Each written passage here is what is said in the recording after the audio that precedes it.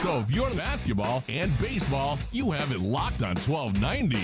Wildcats Radio 1290. This is the Meridian Wealth Management Countdown to Tipoff Show on the home of Arizona men's basketball. Wildcats Radio 1290. Get it into Larson. Here comes the trap. Throw it ahead to Johnson now. Had a brief 2-on-1. He'll go down the lane and bury it over Mia.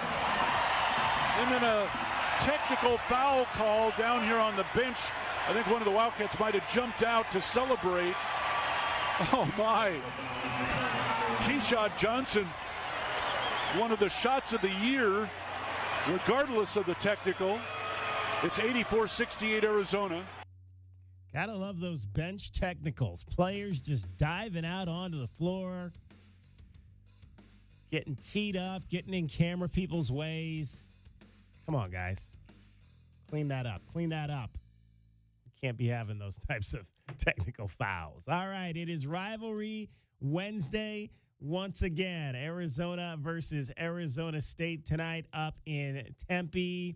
Round 2, round 1 was a complete disaster for the kids from the North as they were beaten down by 45 points here in Tucson just 10 days ago in what will go down as the biggest win ever in this series. So far. So far. Exactly. It's a series that will continue. We don't have to, wax poetic and feel like we're saying goodbye to the Arizona State Sun Devils because they are going to be staying with us. They'll always be with us, I think, no matter what happens, regardless. And like I said last summer, regardless of whether or not this whole realignment thing had ended up with Arizona and Arizona State in different conferences, the Sun Devils are always going to be a part of our world, and that will continue tonight up in Tempe with a tip-off coming up at 8 o'clock between the Wildcats and the Sun Devils. It is senior night for Arizona State. This will be their final home game. I do not believe they play at all on Saturday. This is just kind of like the last time around for the Wildcats. It was a one-game week. This is a one-game week for Arizona State. And then they will head out, obviously, with the Wildcats next weekend to finish the regular season in Los Angeles against the L.A. Schools. It is the Meridian Wealth Management Countdown to Tip-Off Show. We want to hear from you today. 520-848-1290. 520-848-1290 is the number to get in on the program. You can call us at that number. You can text us at that number. And let's give you an indication of what we've got in store for you over the course of the next 3 hours. Let's take a look at the Right Way Rundown and see what's coming up on our pregame show. Brought to you by Right Way Heating, Cooling, and Plumbing. Do things the right way. We'll take a review of the win over the Washington Huskies from this past Saturday, 91-75. Get you set for Arizona State. Our first look at the Sun Devils. Brought to you, as always, by Window Depot. Spotlight on a cat. Caleb Love scored his 2,000th point. He scored it on a 3. Is there any other way for Caleb to do that? Well, he could have done it on a driving dunk. That's become as signature a play for Caleb Love as the 3-point shots have been. But he reached the 2,000-point club on Saturday. We'll hear from Caleb on that, as well as his head coach, Tommy Lloyd. Give you a check of the scoreboard in the Pac-12, brought to you by Mesquite Valley Growers. Our view from courtside today will come from the analyst on the Arizona State Sun Devils radio network. His name is Kyle Dodd. We will chat with Kyle about how the kids up north hope to rebound from a 45-point loss here in Tucson. Best Bets, as always, brought to you by Desert Diamond Casino Sportsbook. Arizona enters into Tempe as a 12-point favorite in this ball game. That is a little bit of what we've got coming up for you. We've got you until 7 o'clock this evening, and we'll turn you over to the network. Brian Jeffries, and I believe Ryan Hansen is on the call tonight, and it'll be them with a tip-off a little bit after 8 o'clock for this nationally televised game tonight between the Wildcats and the Sun Devils. I'm joined by J.W. Madden. J.W., the rivalry renewed tonight. Going to be interesting. I think the top storyline is to see how the Sun Devils come out after they got their heads handed to them here in Tucson. Yeah, and I think a lot of Arizona fans are feeling pretty confident after that. That was only 2 weeks ago, right? I mean, it's a really quick turnaround. 45 points is a lot, DK. And personally, looking at this Sun Devil team, that's a team that can lose by 45 and win the next game because that's how they're made. If they shoot well from the outside, they cut down on their turnovers. I think Arizona should feel pretty good about themselves going into this game up north. And at the same time, any Bobby Hurley-led team is just kind of a bit of a frantic style, right? And that's the ones you really kind of watch out for. But on paper, I mean, I just think Arizona's team this year matches up so well. They always have run those 4-out, 4-guard sets, DK. But this year, what they're lacking is just outside shooting. Worst outside three-point shooting team in the Pac-12 this year is the Sun Devils. Yeah, exactly. But it's hard. It's really hard to run that system, run 4 guards out with all the, getting the handsy passing lane stuff without being able to knock down those outside shots and not having a dominant inside player. It's a really difficult formula if you don't have the outside shooters. 520-848-1290 is the number for you to get in on the program today. They are a team, obviously, the Sun Devils, who can defend the basketball, as we talked about the last time through. They are handsy. Handsy, as we like to say, is the word of the day. Handsy used to be really negative back when I was growing up. Yeah, exactly. Don't do that. Don't do that for sure. Arizona, though, answered with their win over Washington after they had gotten beat by the Washington State Cougars in the game on Thursday night. Tommy Lloyd, happy to see his team answer. It's a response game, and you just need to get the result. You obviously got to dig into a process, but you're fighting to get back on that winning side of the ledger. And, losing games is tough at Arizona. Trust me, I don't know if it's tougher on anybody than me. The last 36 hours haven't slept much, and, I just want to do great for this team and for this program and for the communities. And Tommy Lloyd on why it was important for the Wildcats to answer. This game's going to come down to, the character of our program. And we got to come and we got to show our character and we got to respond. We can't come over here, heads down and we just don't do that. You got to respond and we have high character people and we have a great culture and so I think that shined through today, especially early in the game. Noon tip, not easy to do. We had them down here at 8 a.m. I mean, you think many of these guys wanted to be up 8 a.m. on a Saturday? Probably not. I know I didn't really want to be up that early on a Saturday morning. It was real early. As I think I mentioned, the alarm clock went off at about 5:45 last weekend. That was a difficult one. Caleb Love, 28 points in the game on 9 of 19 from the floor, hit 5 3-pointers, dished out 5 assists. As we mentioned, Caleb Love to the 2,000-point club, and it came on a very nice 3-point shot. Thanking God, I've fought so many battles and been through so much to get to this point, and I just want to thank him for helping me get through these moments, and I'm glad I'm here and to pass that with my team.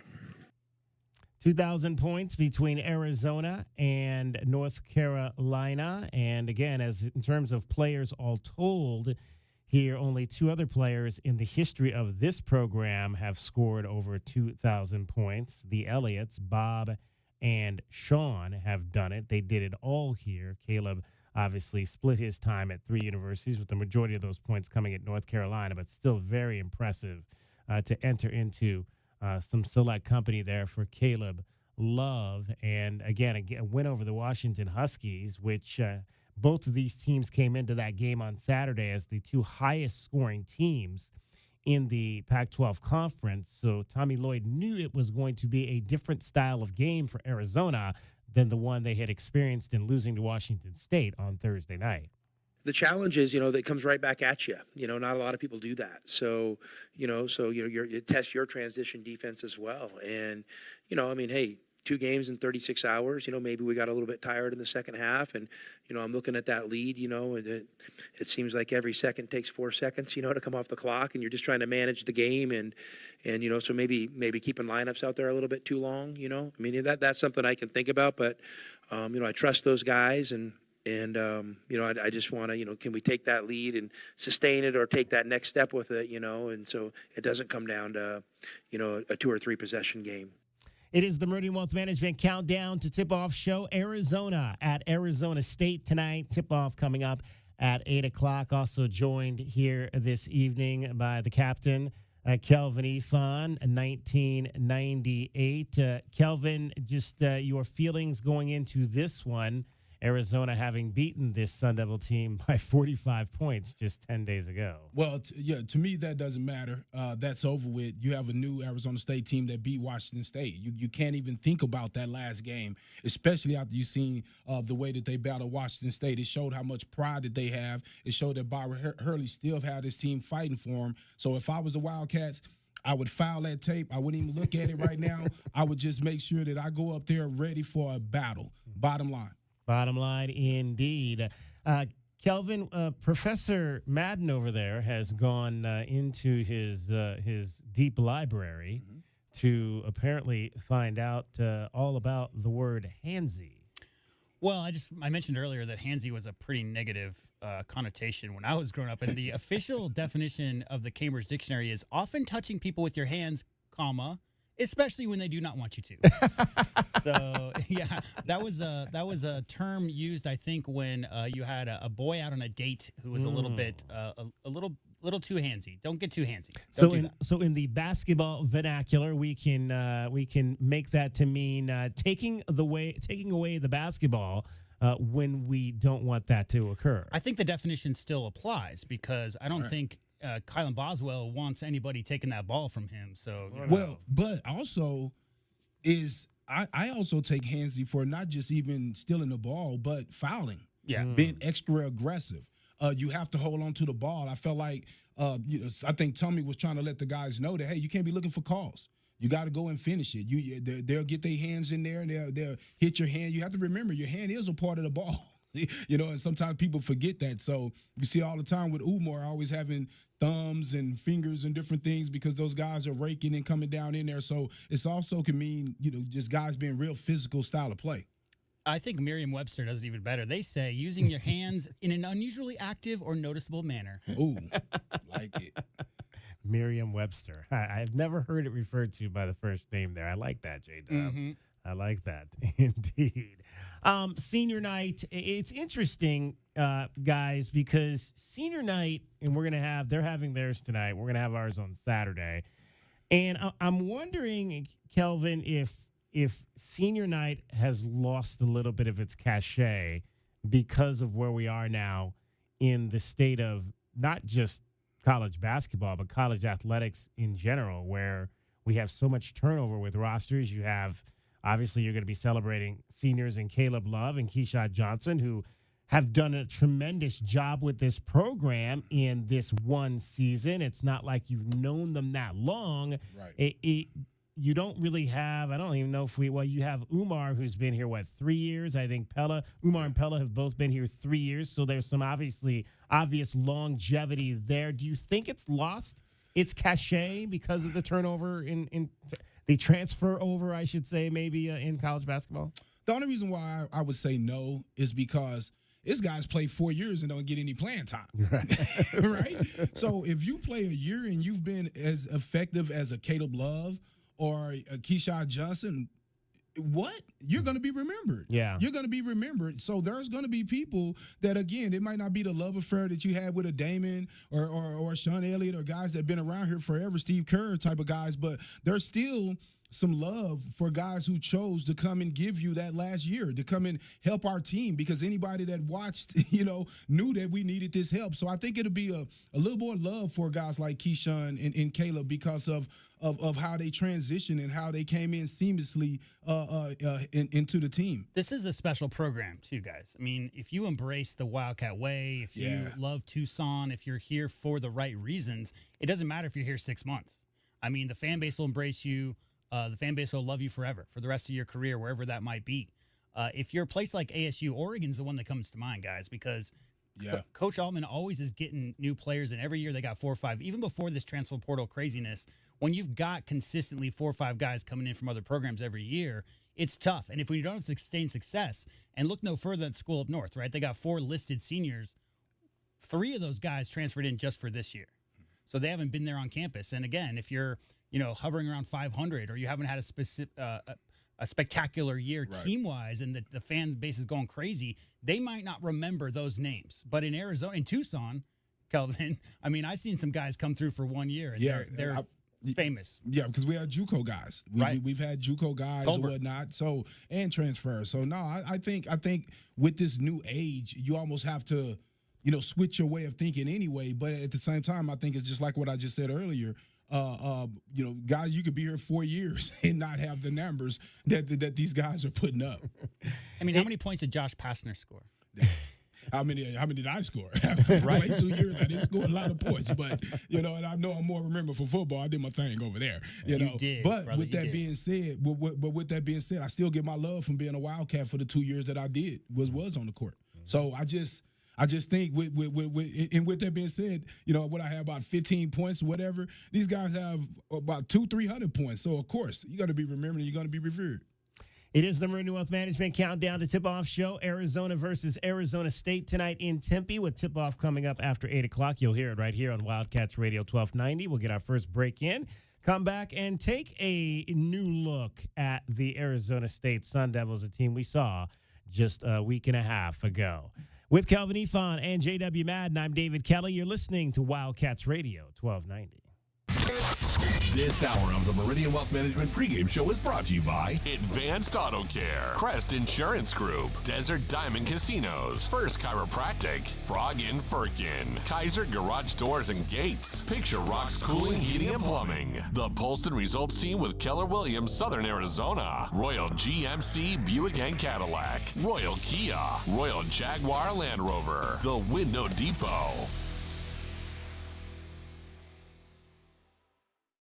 Tired of dry, itchy skin? Have mineral buildup at every faucet. Ram Plumbing's affordable, green, eco-friendly water softener and alkalized purification systems are built right here in our great state of Arizona and use a fraction of the wastewater as their competitors. Want soft water, non-chlorinated, or the best alkalized drinking water?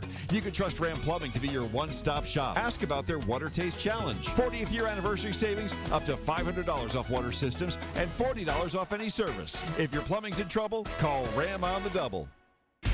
Frog & Firkin, a standout among the bars and restaurants in the University area. Frog & Firkin does what very few pubs can, combine a festive atmosphere and great beer with a menu that could stand on its own in any restaurant setting. A sports enthusiast dream with over 30 TVs, 30 beers on tap, and over 100 import and domestic bottles. Daily drink and food specials, and the kitchen is serving until 10. A standout in the University area. Frog & Firkin. Eat local, support local. frogandfirkin.com. The Window Depot is proud to sponsor the first look at today's game and would like to invite Arizona Wildcat fans to visit one of their Tucson warehouses. The Window Depot provides over 1,000 in-stock vinyl windows, interior and exterior doors, plus granite and quartz countertops, and a huge selection of custom cabinetry, all at the lowest prices in town. Consider the Window Depot your MVP when it comes to your home improvement needs. Stores are open Monday through Saturday, or order online at thewindowdepot.com. The Window Depot, more than a window store. Here's an important message from University Termite and Pest Control. The weather is cooler here, and so pests are seeking alternative housing. Do you need a professional? University Termite and Pest Control has been serving Tucson since 1974. You can be assured University Termite and Pest Control will keep you pest-free using the most responsible products and application methods. 28 school districts, 3 hospitals, 2 colleges, 1 university, and thousands of homeowners trust University Termite and Pest Control for the past 50 years. You can too. University Termite and Pest Control. Find us online at bepestfree.com. Does it feel like the price of everything is going up, up, up? We can't control the price of gas or groceries, but at Royal Kia, we never add market adjustments, even while other dealers add fees because inventory is limited. At Royal Kia, you can rest assured you won't pay market adjustments, and we stand by our transparent online pricing. Royal Kia, the dealership that's different. OAC plus tax, title, license, dealer installed options, and $529 doc fee. Royal Kia, Speedway in Columbus or royalkia.com. Think of waking up with energy, standing tall and feeling free. Think First Chiropractic, good health is to enjoy. First Chiropractic offers military discounts to retired and disabled veterans. And they now accept patients with excess insurance. For more information and to find the location nearest you, visit firstchiro.com, the most trusted name in chiropractic care.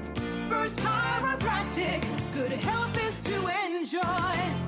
Do you often worry you left the garage door open? With a LiftMaster garage door opener powered by MyQ, you'll never worry again. You can control, secure, and monitor your garage from your smartphone anytime from anywhere through the MyQ app. As an authorized LiftMaster dealer, we have smart openers designed for your needs, including belt drive motors for ultra-quiet operation, integrated camera for live video streaming, and battery backup that lets you in when the power is out. Kaiser Garage Doors and Gates is your authorized local LiftMaster dealer. Visit KaiserDoor.com for more information.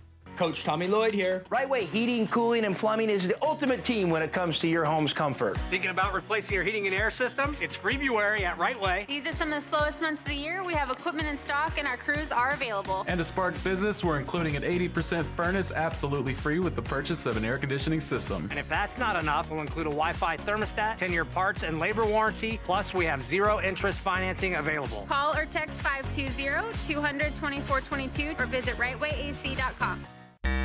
The Meridian Wealth Management Countdown to Tip-Off Show continues on the home of Arizona men's basketball, Wildcats Radio 1290.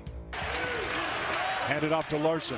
Pella will drive right all the way down inside, lay it up good, and he's fouled. Pella Larson doing what seniors do. Pella Larson, one of the most improved players in the Pac-12 this season, increasing his scoring average from 10 points last year to 13 this season. He's shooting a career-best 42% from three. Last year he shot 36% from behind the arc.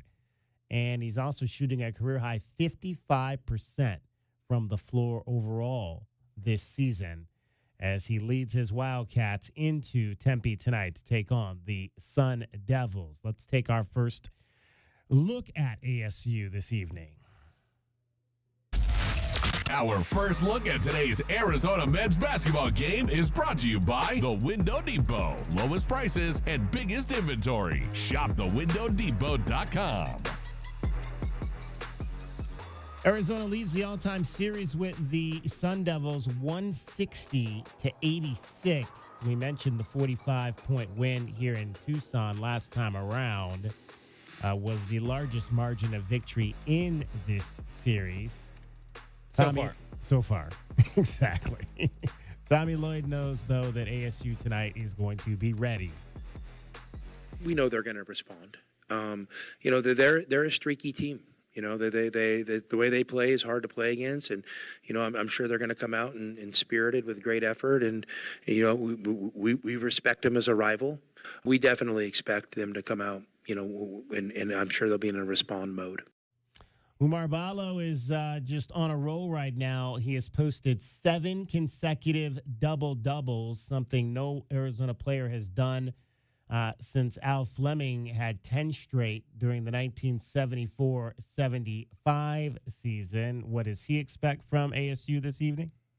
We know for sure they're going to be fired up, because the game didn't go well for them in McHale Center. So they're going to try to respond, and we are aware of that. They're a great team, well coached, and we're going to come out and just play Arizona basketball.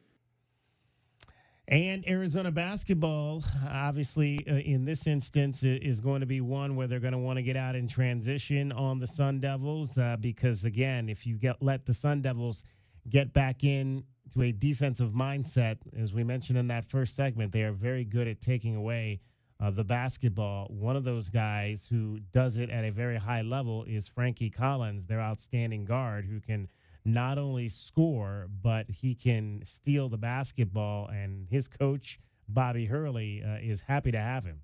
Yeah, Frankie, he likes the challenge of playing some of the better point guards in the league, and so that certainly, I think, motivated him. But he played strong and made plays out there, and had a usual game that you could kind of count on from him. Obviously, they're talking about the win over Washington State and going up against Miles Rice, and now he gets another big test tonight, guys, in Caleb Love. That's going to be one to watch. Caleb Love and Frankie Collins again tonight. And last game coming out, he didn't really help the team much offensively. One for 7 from the three for 11. He only had 8 points, 1 assist with 3 turnovers. So, I just think that he want to come in and represent himself better than that. And so, that challenge of playing against Caleb and Kylan is going to be huge for him today because, again, he didn't have a good game last time out. Frankie Collins averaging 15 points per ball game, 4 rebounds, and dishing out around 3 assists per contest. In terms of that defense, Hurley knows that is when his team is at its best, when it can get into the passing lanes and get those deflections to create transition for themselves. To get back to our defense, if we're guarding with purpose and energy and we're in the right spots and we're flying around and getting deflections, then we could be pretty dynamic getting out in the open court. But it goes back to something that J-Dub just said a few minutes ago. You got to have guys who can score, and that's been the problem for Bobby Hurley's teams at times this season is they only have 1 to 2 guys that can get them the points they need to stay in ball games. I just think overall, if we're going to have success the rest of the way, we're not going to do it with one guy.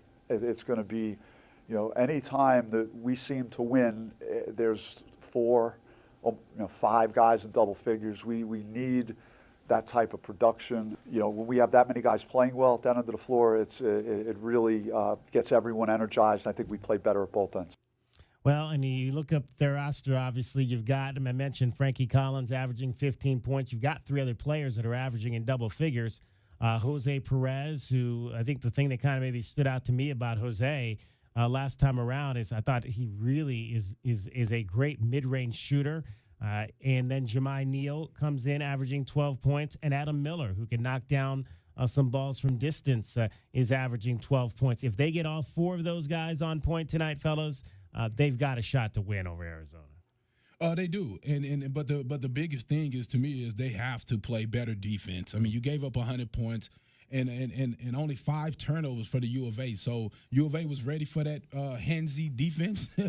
Coach got them pretty prepared for it, but Arizona State is going to have to really cut it up a notch. I just think that they're going to have to be a little bit more aggressive. When you know that you are the overmatched team, you have to really try to step it up and bring on some presses, bring on some 2-3 zones. I thought that they just played man-to-man, and I just don't know if that's going to work versus U of A.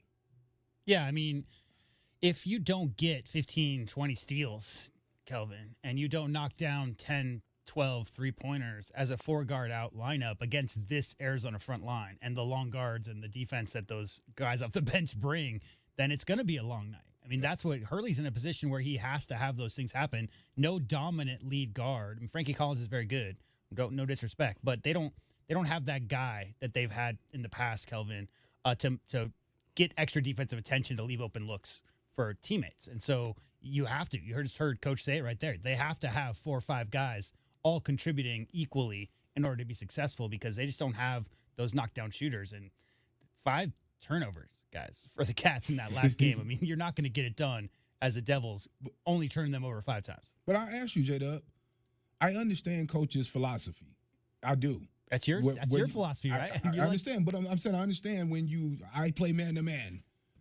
But if it's not working and you saw other teams play zone versus U of A and slow them down, that's where I don't understand, Bobby. That's where I don't understand, Bobby. I'm like, I would just try. Are you saying he's being too stubborn in his ways and not adjusting, obviously? I just know if I watch the team have trouble versus zone, I'm going to throw it out there just to see. Even if it's just a possession or 2 in the first half, just to see, how they react. But I'm going to try. I'm not going to just sit back and let you beat my head in. Is it simply, and just to get something back to J-Dub said that right there in terms of how you would rate Frankie Collins against maybe some of the other point guards in Arizona State history, whether, going back to a Remy Martin or even back to a James Harden and some of the guys in between? Is it just the fact that he's not a sufficient scorer or a high volume scorer is why you wouldn't maybe put him, J-Dub, in the category with some of those other guys? Well, Frankie's shooting 43% from the field and 57% from the free throw line to go with under 30 from three. So those guys you just mentioned, James Harden, what he did best was, first of all, he was, 6'7", 6'6", so that he had that to his advantage, really strong. But those other guys, DK, consistently could knock down shots off the dribble and create offense themselves. And if you have a guy like that, then those, 4-guard out, even 3-guard, 4-out lineups, you're going to get good looks because you've got one guy who can make it happen. I just don't see, Kelvin, a guy on this roster for ASU. I think one of the reasons they've struggled this year is just that dynamic playmaker in Bobby Hurley's offense. The years we've seen them be successful, they have that guy. And what I will say is that Frankie Collins has that capabilities. If those shots fall, he'll shoot it. You see 7 threes. He just only made one. If though at home, in a favorable environment, if those shots fall, then he becomes that guy that J-Dub is talking about. Yeah. But with those shots not falling, there's no way for them to win without Frankie Collins having at least 20 points. Yeah, I think you look across the board, just like every other team in America, DK, consistency, right? That's the big issue. We've seen Arizona State. They just beat Wazoo. Right? Last game out, they beat the second team in the conference. So it's not like they can't get that done, but consistency has been their biggest issue all year. Is he better than Jihi Carson? Ooh. That's Jai only played 2 years. Right. And he was a freshman and a sophomore. But Jai probably was a better shooter, though. Yeah. I'm pretty sure Jai, he was a guy we had a lot of wars with Jai growing up. Yeah. Yes, we did. In AAU, I'm talking about. I've been knowing him. Yeah, we knew him since, 12 years old. Right, yeah. So Shakur and Lester and all those guys, we had wars against the Gym Rats. That was the name, the Arizona Gym Rats. That was his team? We had issues with them guys. We had some issues. Tommy Lloyd on the challenges that ASU brings offensively. The important thing with them is, kind of understanding some of their actions are a little different than maybe you would guard normally. Just getting comfortable guarding those. And then from there, having a heavy understanding of personnel and strengths and weaknesses of what guys do well and, maybe what they don't do well and really locking into that. But they definitely have individual players who are able to make individual plays. So when you're guarding a team like that, you really have to be able to know that guy's strengths and weaknesses and, where are areas in the floor you can help more off of and areas you shouldn't help off of and just having a keen understanding of all that stuff. DK, when I was just thinking of that, I don't think U of A actually seen Arizona State. Because when I think about it, J-Dub, is that the biggest crowd they played in front of this year? Yeah, it's got to be. It's got to be. And so think about it. Of course, they've been playing together, but that's your first time in that type of environment, and they looked overwhelmed. I can't wait till tonight to see if it's a different team because I believe it is going to be. It's going to be a different team at home. Hopefully, the U of A crowd go up in there and make that Mikhail, as the guy was said on the TV broadcast up the street. Yeah. Hopefully, we have enough people go up there to make it home, so it's that same type of environment. But I just wonder, will they be a little bit more comfortable at home? Are you heading up there to the game tonight? We want to hear from you today. 520-848-1290. 520-848-1290. Give us a call. Give us a text. Let us know if you're on your way to Tempe for this one. That is our first look at the Arizona State Sun Devils. That's been our first look at today's Arizona men's basketball game. Brought to you by The Window Depot. Lowest prices and biggest inventory. Shop thewindowdepot.com.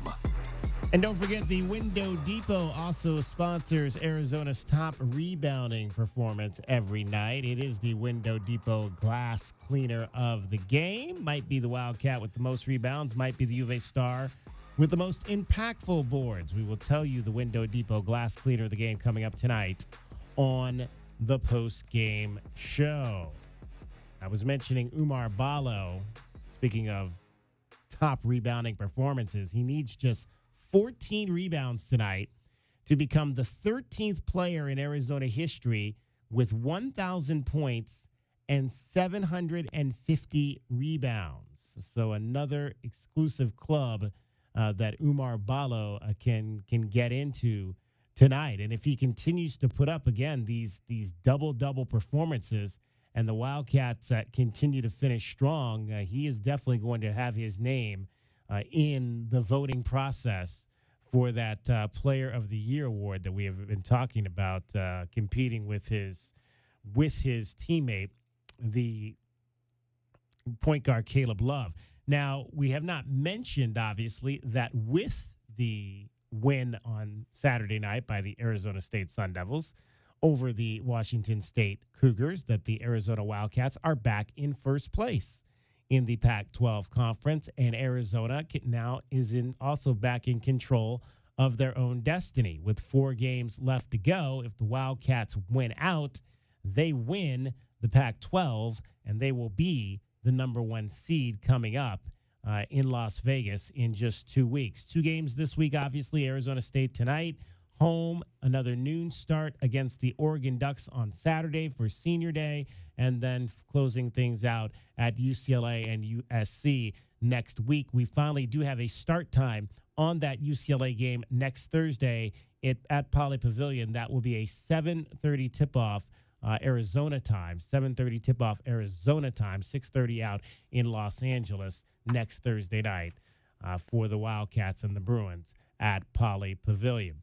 All right, it is the Meridian Wealth Management Countdown to Tip-Off show. We've got much more straight ahead for you, along with Kelvin Ifan and J.W. Madden. I'm David Kelly. You're listening to Wildcats Radio 1290. This is the Meridian Wealth Management Countdown to Tip-Off Show on the home of Arizona men's basketball. Wildcats Radio 1290. Experiencing the Sonoran Desert's natural wonders comes easy at Rockin' K. Nestled at the base of the Rincon Mountain foothills, enjoy stunning mountain views up close every day. 6 model homes are now open to tour at Del Webb at Rockin' K. Here, life is about more than just beautiful homes. It's about the experiences waiting outside your front door at this new 55-plus active adult neighborhood. LiveRockinK.com. Designed by nature, built for you. Proud U of A radio broadcast sponsor. True Wildcat fans know that when you're looking for the best place to watch all the big games on big screens, drinking cold beer and having the best food, all paths lead to Desert Diamond. Bet on your Wildcats and all your favorite teams 24/7 on our easy-to-use kiosks. Come chill on our comfy couches and build your best bet at Arizona's best bet, the Desert Diamond Sportsbook and Bar. An enterprise of the Tohono O'odham Nation. Problem gambling? Call 1-800-GAMBLER. Desert Diamond Casino is licensed in Arizona. Mineral buildup at every faucet. Ram Plumbing's affordable green, eco-friendly water softener and alkalized purification systems are built right here in our great state of Arizona and use a fraction of the wastewater as their competitors. Want soft water, non-chlorinated, or the best alkalized drinking water? You can trust Ram Plumbing to be your one-stop shop. Ask about their Water Taste Challenge. 40th year anniversary savings, up to $500 off water systems and $40 off any service. If your plumbing's in trouble, call Ram on the double. Cantina nachos, strawberry watermelon margaritas, a few zombie kills, and all your favorite sports teams live? When your day calls for some winning, it's time for Dave & Buster's, where you can eat, drink, play, and watch all the sports you want. They've got massive HD TVs, hundreds of the hottest new games, a chef-crafted menu, and an incredible list of beers, wines, and cocktails. So remember, if your day calls for a little victory, a little triumph, a little win, it's probably calling for Dave & Buster's. Desperate buyers have created tremendous opportunity for sellers. If you've had the slightest thought of selling your home, it's time to call Sean Poston with the Poston Results Team at Keller Williams, Southern Arizona. Why choose the Poston Results Team? Past performance, more money in your pocket, over a 65% referral rate, an incredible Poston Results Team staff, and most important, communication, because you and your home matter. The Poston Results Team. When buying and selling really mattered, go to TucsonHomeValues.com. That's TucsonHomeValues with an S.com. Are you ready to adopt? Come to the Humane Society of Southern Arizona. When you adopt from us, you will save more than one life. You'll also make room for the next pet in need.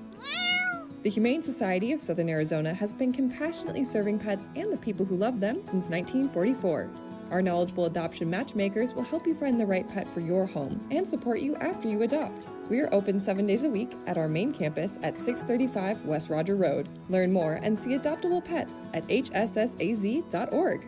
Get the backyard you've always wanted with a custom pool from First Choice Pools. A backyard oasis built around you. First Choice is a full-service builder of beautiful in-ground pools and backyard designs for years of staycations. If you're ready to dive in, then visit TucsonPoolBuilder.com. Schedule now and get 3 months of full service free. First Choice Pools for installs, renovation, remodeling, and repair. Get started today at TucsonPoolBuilders.com. First Choice Pools, the first and only choice.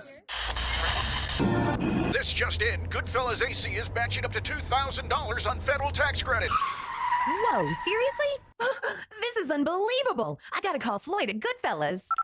Hello, Goodfellas. Floyd speaking. Is it true about the $2,000? It sure is. Homeowners like you may qualify for a 30% federal tax credit up to $2,000 on qualifying heat pumps. And Goodfellas will match the tax credit dollar for dollar up to $2,000. Good service, good prices, Goodfellas. This is the Meridian Wealth Management Countdown to Tipoff Show on the home of Arizona men's basketball. Wildcats Radio 1290.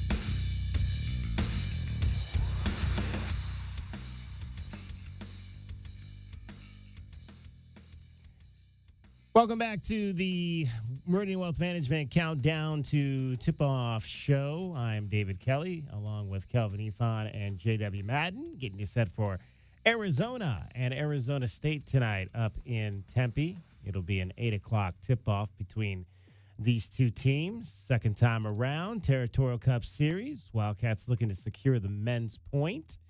We'll update you here shortly on the Territorial Cup Series and where things stand at this point of the season. Got some Territorial Cup matches coming up here as we get to the conclusion of the winter sports calendar and dive into the start of the spring sports calendar. Wildcats currently holding that Territorial Cup Series trophy from last year and looking to keep it here down on the south side of the state. Let's shine a light on one of the Wildcats who had a really big ball game on Saturday. Our pregame show Spotlight on a Cat is brought to you by O'Reilly Chevrolet. Get more with O'Reilly Chevrolet. Through the paint, ball is knocked away by Love, grabbed by Johnson. Key shot on the run, 3-on-2. Bounce pass underneath Love. Reverse lay-in is good. Bradley down, leave it off for Love. 3 ball straight away is good for Caleb Love. And he gets to 20 points in the first half. Leave it for Love. Run to high screen from Ballo. Love. Throw it back to Ballo. Slams it home with the left hand. Oh, that was pretty. Love, top of the key, open for 3. He'll take it. He'll hit it. And there it is. Caleb Love. That was a big 3, Brian. For Caleb Love, not only did it create separation, but what a club that man has entered. 2,000 points for Caleb Love. Caleb Love, 28 points in the win over the Huskies on Saturday, becoming the 23rd active player with 2,000 career points. A leading candidate for the Pac-12 Player of the Year. Love right now is second in the conference in scoring at 21 points per game. First in 3-point field goals made per game, making 3 per game. 7th in free throw percentage, shooting 85% from the line. 10th in assist to turnover ratio at 1.6 in Pac-12 play, and has just been the go-to guy for the Wildcats. And I think that's guys, that's the just maybe the big thing when you look at this roster up and down.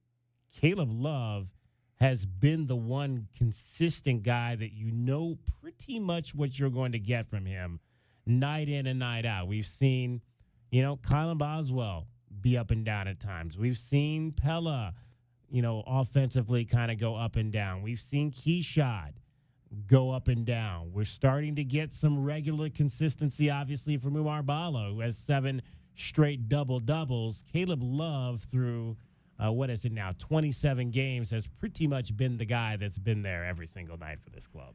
Yeah, man, a veteran, a guy that's been through it. it doesn't matter to him. You got to think about it. I mean, he's not going to have a bad game because he's not going to stop shooting. Only way for Caleb to have a He bad might take 20 shots, but he's going to get 20 points. Hey, only way for Caleb not to get his is to get him out the game. I love guys like that. I always say, let the coach be the guy that has to pump your brakes. It's your job to go for it, and it's the coach's job to slow you down. So again, man, Caleb is just one of those guys, man, that you love to have on your team. Again, I'd rather have guys that I have to calm down, that I have to beg to give me the effort and the beg to show me that they're trying to actually win. Yeah, 10th in assists, too, in the conference. So you mentioned the assist turnover ratio, which was the big, knock coming in, was volume shooter, maybe a little bit too careless with the ball. His assist to turnover ratio this year, guys, is so much better. 3.1 turnovers as a freshman, 2.7, 2.4. This year as a senior, 1.9, under 2. And clearly in this offense, finding ways to find the open man. So, yeah, I don't think anybody denied that Caleb could put the ball in the basket when he got to Tucson. I mean, that's what he's known for. I like the fact, Kelvin, that he's been more selective. I think some people might look at those early shot clock threes, but as far as the overall shot numbers are concerned, I mean, he's shooting less field goals. He's taking less field goals this year than he did last year. Some of the numbers I look at in games when Arizona struggles offensively, he takes up that mantle, and he's obviously going to get those shots up. Right. But as far as him shooting Arizona out of games, Kelvin, have you seen it? I haven't seen it once this year. No, I haven't seen it once. And you mentioned the assist, and we'll hear Tommy Lloyd talk about this coming up a little bit later in the show. But you've got two guys right now heading into this game sitting on 99 assists for the season, Pella Larson and Kylan Boswell. And then you got Caleb Love right there at 90. So you're going to have three guys this season with over 100 assists for the Arizona Wildcats. We mentioned Caleb Love averaging 21 points in conference, 19 points overall, and with the 90 assists. So his career best, his overall assist to turnover ratio for the season is 1.8, and that's a career best for him. And so let's hear from Caleb Love after he surpassed the 2,000-point mark on Saturday and what that meant to him. Yeah, I wanted to do it at home, but, God willing. But, everything worked out and I got it. If I didn't get it, I would have been happy to do it at their place. What went through your mind when that three went in? Just, thanking God. I've, fought so many battles and been through so much to get to this point, and I just want to thank him for, helping me, get through these moments, and I'm glad I'm here and to, pass that with my team. Caleb, you had 4 times, I think now you've scored 20 in the first half. Like, is there something to that? Is where when you sense maybe you have it going or you need to get it going because of what's showing up in the defense, or what is anything do? I'm just trying to take great shots, let my teammates create for me, and that's, what they did in the first half. I think all my shots were assisted from them. So, and then just taking great ones, getting to the basket, taking catch and shoot threes, good ones, and everything else works out. How did you guys feel you played start to finish? There were some great moments and there were not so great moments. I just feel like, we got to stay solid on the defensive end. They got a lot of buckets in transition, especially the transition threes that we let them get, and then some offensive rebounds that we, should have got. But, it's going to happen. We just got to clean it up and, watch film and get better. You and Keyshawn have made deep NCAA tournament runs. Does that Final Four experience help at all going into this coming March, or is 1 year, and another year? Is there anything that helps at all with this team and this go-around? Yeah, for sure. But we got to get there first. We got ASU on Wednesday, Oregon on Saturday. So we're taking it one game at a time. When that time comes, we'll be ready for it. You guys started this game 11 for 12 from the field. Were you guys extra juiced up from the last game, or wasn't it something different that impacted? I think us just playing Arizona basketball. We take great shots, create for our teammates, playing, great defense that leads out to, Arizona basketball and fast breaks. And so we feed off that, and, the crowd helps as well. Mikhail was, electric today. We appreciate them night in and night out. So we give a lot of credit to them as well. Like this, the pace, Washington plays at a similar pace to you guys. Is that, especially after the other night where it was kind of a difficult game, was it nice to get out and get it going like that? Or pace-wise, I guess. Yeah, for sure. I think, if a team wants to come in here and, run with us and, we all for it. And so, because that's what we do. And so we do it at a high level and we work on it each and every day in practice. So if a team wants to do that, then, we're ready for it. Run with us. I think that was one of the slogans a few years ago or maybe last year for this club. 13 times this season, Caleb Love has scored over 20 points in a game. Maybe more importantly, he's kind of become that guy on the road for the Wildcats. He has done it in each of the 5 road games that Arizona has played: Cal, Stanford, Washington State, Oregon State, and Oregon. He has scored 20 points, and I thought that was an interesting question by Bruce Pascoe there. I mean, a number of times this season, he's scored 20 points in the first half of games to get this offense off and rolling. Score, Calvin. Yeah, he put the ball in the bucket. Here's Tommy Lloyd on Caleb Love getting to 2,000 points. To score 2,000 points is not easy to do in less than 4 years. Kids are starting to do it now, but they're getting that 5th year. So, you got to be a really good basketball player to do it. And he's, the way he came out today, really he set the tone for us. So he got off to a good start. So I'm really, really, proud of him. And I love coaching him, and I think he's getting better game to game. Caleb's got a few games, 3 or 4 games, I think, 20 points in the first half. Is there something about him that you see? Well, he can score in bunches. He can score in bunches, and I'm okay with it as long as, he's, taking, good shots. He needs to take good team shots. And, his good team shots might be different than another player's good team shots. But, for the most part, he's doing that, and he's growing in that area. Head coach Tommy Lloyd on Caleb Love. He is in your spotlight today. That's today's Spotlight on a Cat has been brought to you by O'Reilly Chevrolet. Get more with O'Reilly Chevrolet. It is the Meridian Wealth Management Countdown to Tip-Off show. We are also brought to you by Dave & Buster's, the best place to eat, drink, and play while watching tonight's game between the Wildcats and the Sun Devils. If you are headed up the street to see this game, we want to hear from you today. 520-848-1290. 520-848-1290. Fred Scheibe checks in, says his mom, Jean, she passed on, is going to have the best seat in the house tonight watching her Cats while he'll be listening right here on Wildcats Radio 1290. We always appreciate you checking in, Fred Scheibe. We are with you until 7 o'clock tonight, and then we'll give it over to the network. They'll take over for you between 8 and 9, between 7 and 8, leading you up to tip-off of this game between the Wildcats and the Sun Devils from Tempe. And then, of course, we are back with you after the game for the Meridian Wealth Management countdown, or I should say post-game show.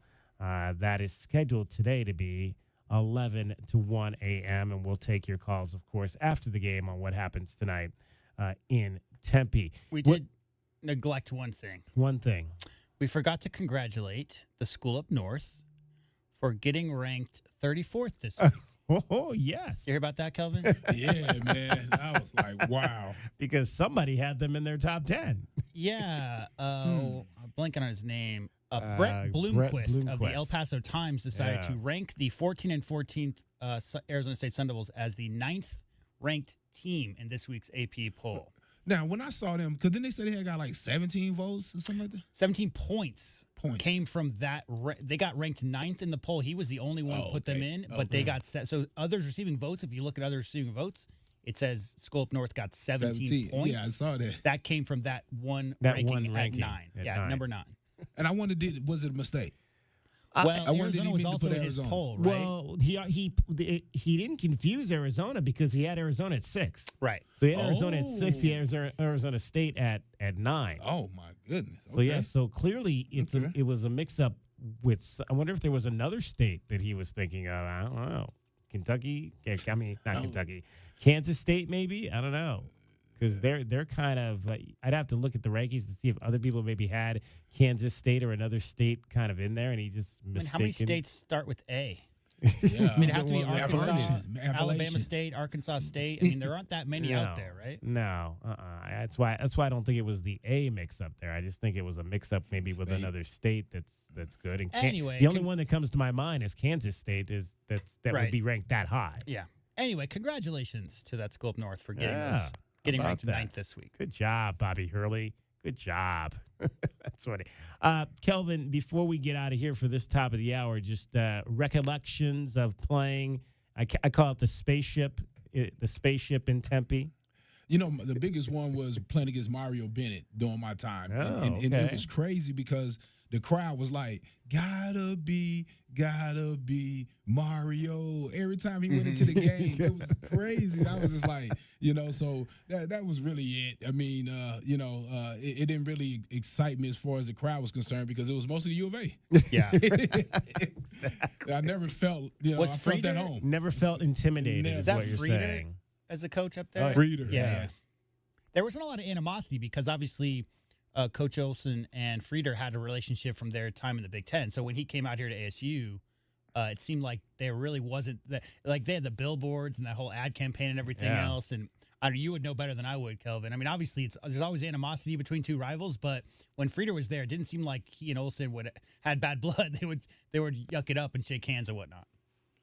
It was a lot of fun seeing those two guys kind of coach against each other, and like you said, the commercial campaign that was popular during that time, and I think that really, gave some energy to the rivalry when you had two coaches that they weren't, like you said, they weren't, and there was no animosity between them. They were two coaches that had an immense amount of respect for each other, and Lute Olson, wanted to see, I would imagine, ASU to have success. So that both teams were on the same plane. Well, back in those days, especially late 90s, late 80s, early 90s, the conference was down. I mean, outside of UCLA and Stanford, like there wasn't. And so what happened was you look at a lot of the early exits that Arizona had in those years, right? East Tennessee State and whatnot. A lot of that happened just because of the Gonzaga thing, like just not being challenged, Kelvin, for like the last 2 months of the season outside of the UCLA game. There wasn't a lot. So obviously, Coach Olson was all about having as many competitive teams as possible in the league because you got to get prepped. You got to have competitive games that go down to the stretch in the last month or two of the season going into March. Super important. All right, it is the Meridian Wealth Management Countdown to Tip-Off show, getting you set for the Wildcats and the Arizona State Sun Devils. Arizona baseball also in action tonight down in Texas. They're going to take on TCU. The Horned Frogs are the number 5 team in the country in college baseball Division I. So an early look at what life might be like in the Big 12 next year for Chip Hale and his crew. We'll keep an eye on that game tonight as well and have updates and finality on it coming up a little bit later tonight. Hour number 1 of the books. We still got 2 hours to go, along with Kelvin Efon and J.W. Madden. I'm David Kelly. You're listening to Wildcats Radio 1290. This hour of the Meridian Wealth Management pregame show is brought to you by Advanced Auto Care, Crest Insurance Group, Desert Diamond Casinos, First Chiropractic, Frog & Firkin, Kaiser Garage Doors and Gates, Picture Rocks Cooling, Heating and Plumbing, the Polston Results Team with Keller Williams, Southern Arizona, Royal GMC Buick and Cadillac, Royal Kia, Royal Jaguar Land Rover, the Window Depot.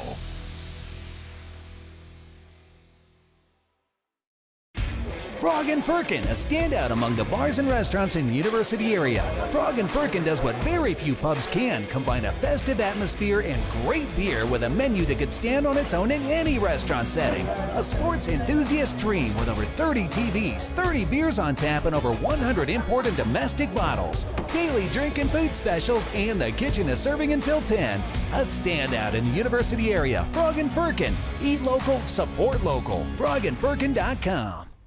Coach Tommy Lloyd here. Right Way Heating, Cooling, and Plumbing is the ultimate team when it comes to your home's comfort. Thinking about replacing your heating and air system? It's February at Right Way. These are some of the slowest months of the year. We have equipment in stock and our crews are available. And to spark business, we're including an 80% furnace absolutely free with the purchase of an air conditioning system. And if that's not enough, we'll include a Wi-Fi thermostat, 10-year parts and labor warranty, plus we have 0 interest financing available. Call or text 520-200-2422 or visit rightwayac.com. Sean Furrier for Jack Furrier Tire and Auto Care. Now that winter is really here, cooler overnight temperatures mean that your tire pressure warning light could be on. In most cases, you solve the problem by simply adding the correct amount of air to your tires. As always, you can stop by any of our 14-area Jack Furrier Tire and Auto Care locations for a free tire inspection and air pressure check. And if you need help with that low pressure warning light, we fix those too. Check out jackfurriers.com. Jack Furrier Tire and Auto Care since 1960, here to get you there. Driving the lane, dunking on the competition, and playing as a team. These are things we'll see this season watching our Wildcats play basketball. These happen to be the things you'll also find when you buy your next vehicle from O'Reilly Chevrolet. The only difference is at O'Reilly, nobody gets penalized for traveling. Heck, we actually encourage it. See us on Broadway next to Park Place Mall. Call 747-8000 or find new roads at O'Reilly.com, where you can experience our version of a steal. O'Reilly Chevrolet, more than a great price. O'Reilly Chevrolet. Think of waking up with energy, standing tall and feeling free. Think First Chiropractic, good health is to enjoy. First Chiropractic offers military discounts to retired and disabled veterans, and they now accept patients with access insurance. For more information and to find the location nearest you, visit firstchiro.com, the most trusted name in chiropractic care. First Chiropractic, good health is to enjoy.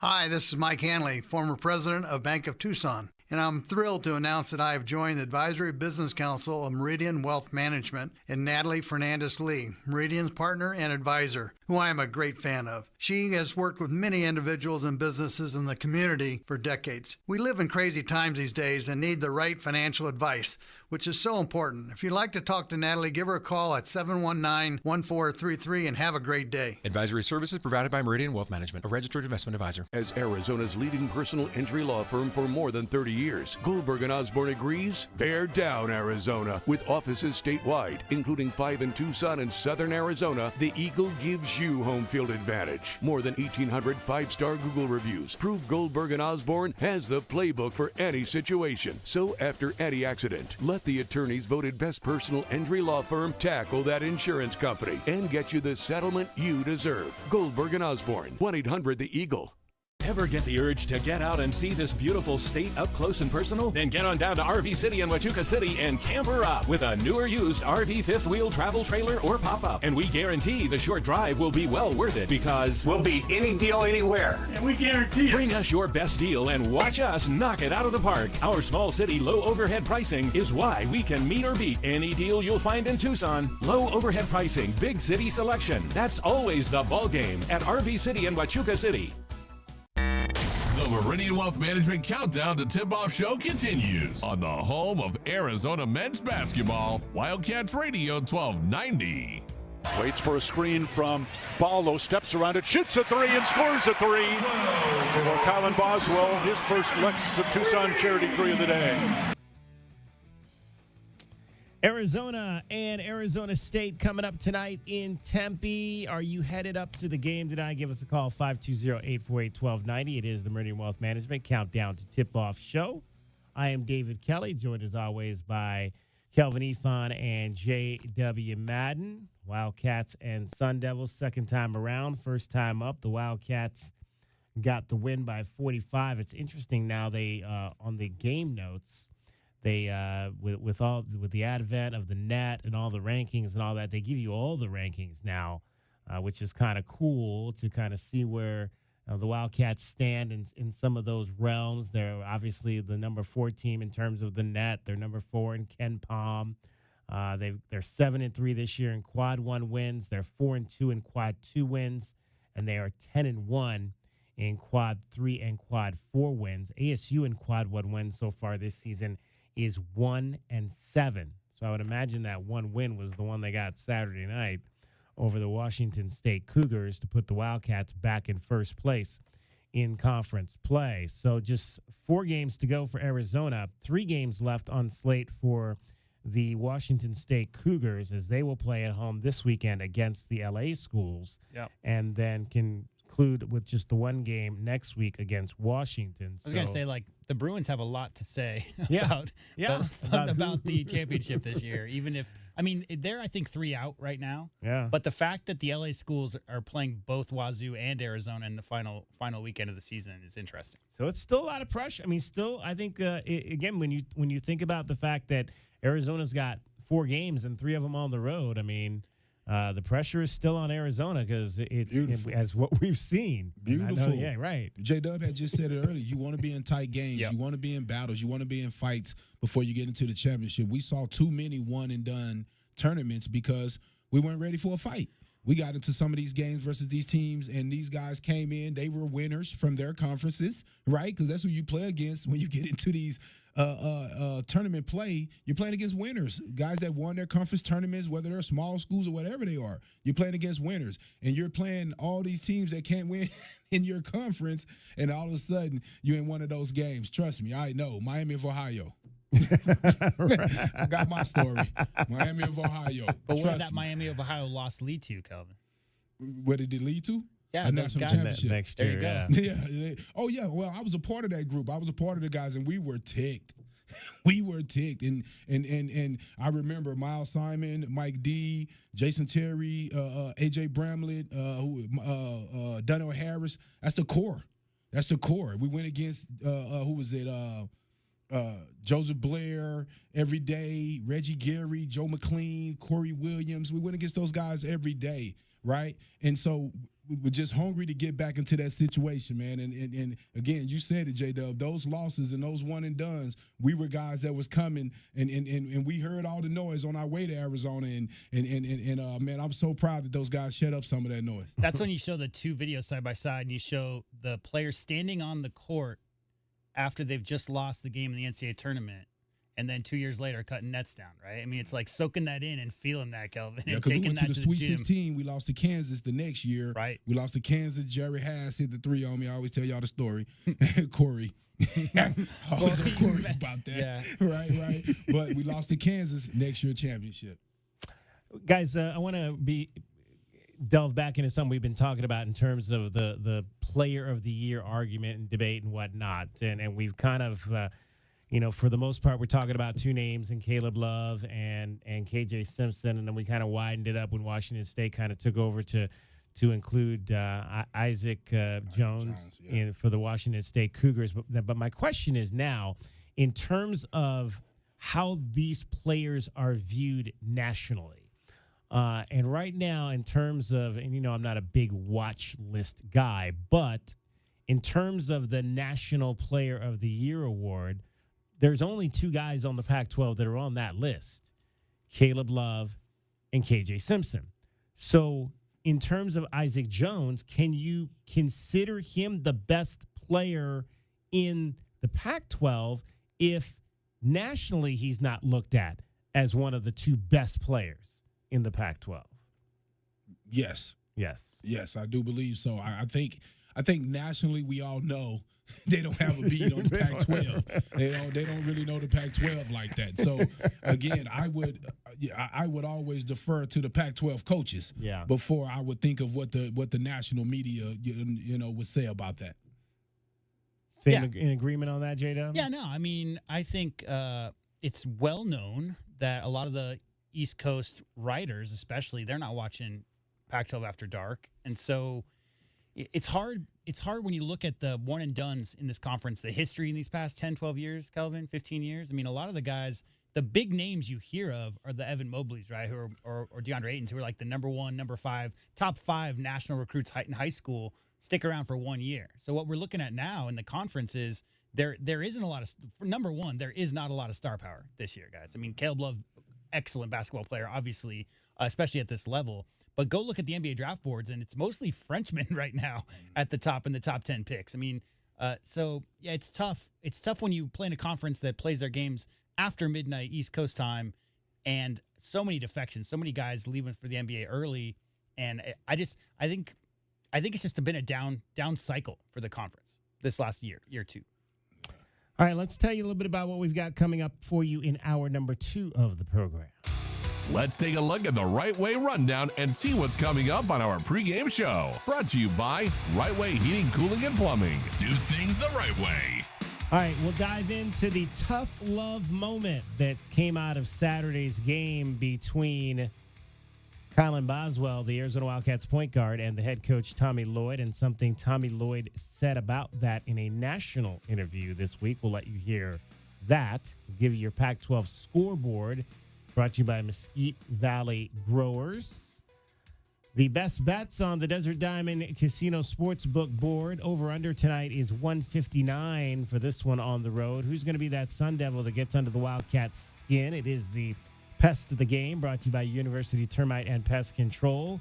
And our scouting report, we'll hear from the Hurleys. Bobby Sr., Bobby Jr. Bobby Hurley Jr. does not play a lot for the Arizona State Sun Devils, but he will be playing in his final home game tonight and will be feted for senior night. So obviously a lot of emotion is going to be in the building on that side of the coin, and we'll hear from the Hurleys coming up tonight as well. Real quick, we're talking best player, best team, right?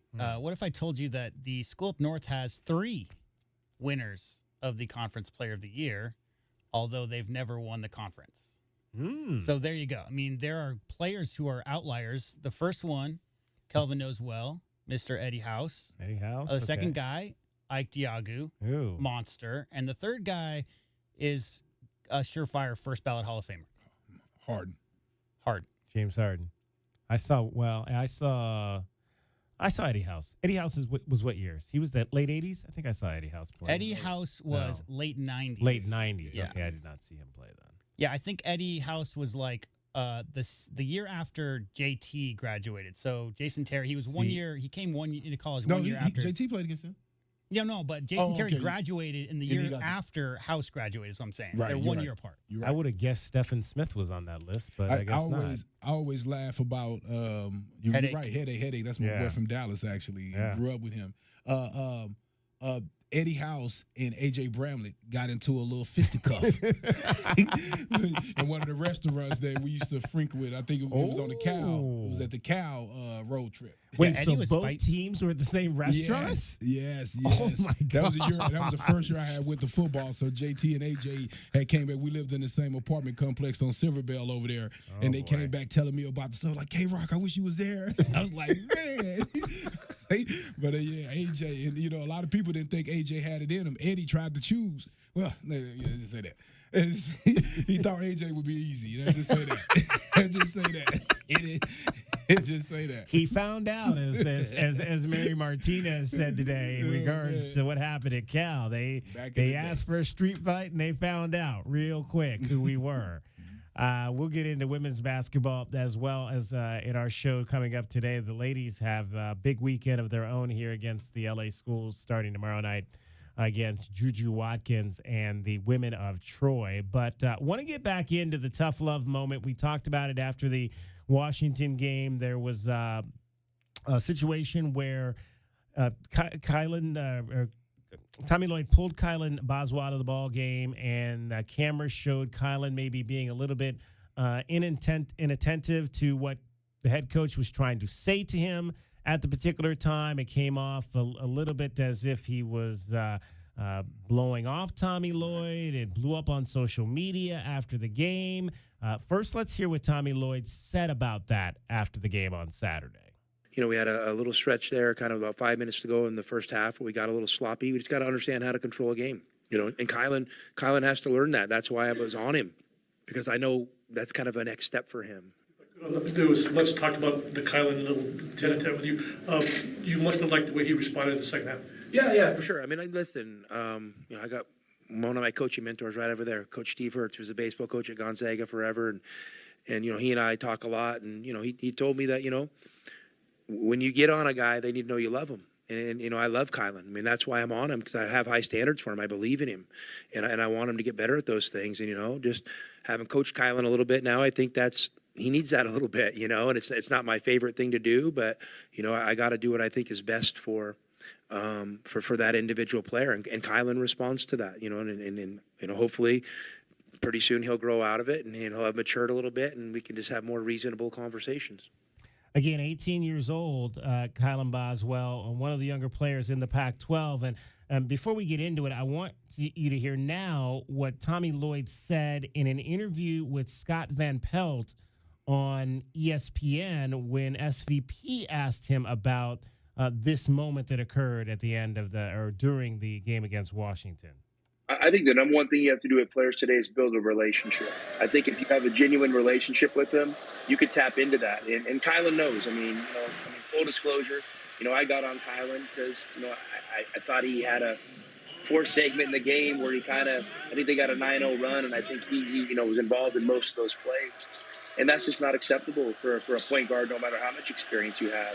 He texted me later that night, and he apologized. And I just reminded him, hey, no apology needed. I'm on you because I love you and I believe in you, and don't ever forget that. You want the sequence? So the Cats took a 19-point lead. Mm-hmm. I'm sorry, 21-point lead on a Caleb Love layup with 6:23 to go. Then Kylan Boswell missed a jumper and had a turnover, and then Umar missed the dunk, and all of a sudden it was a 9-point lead.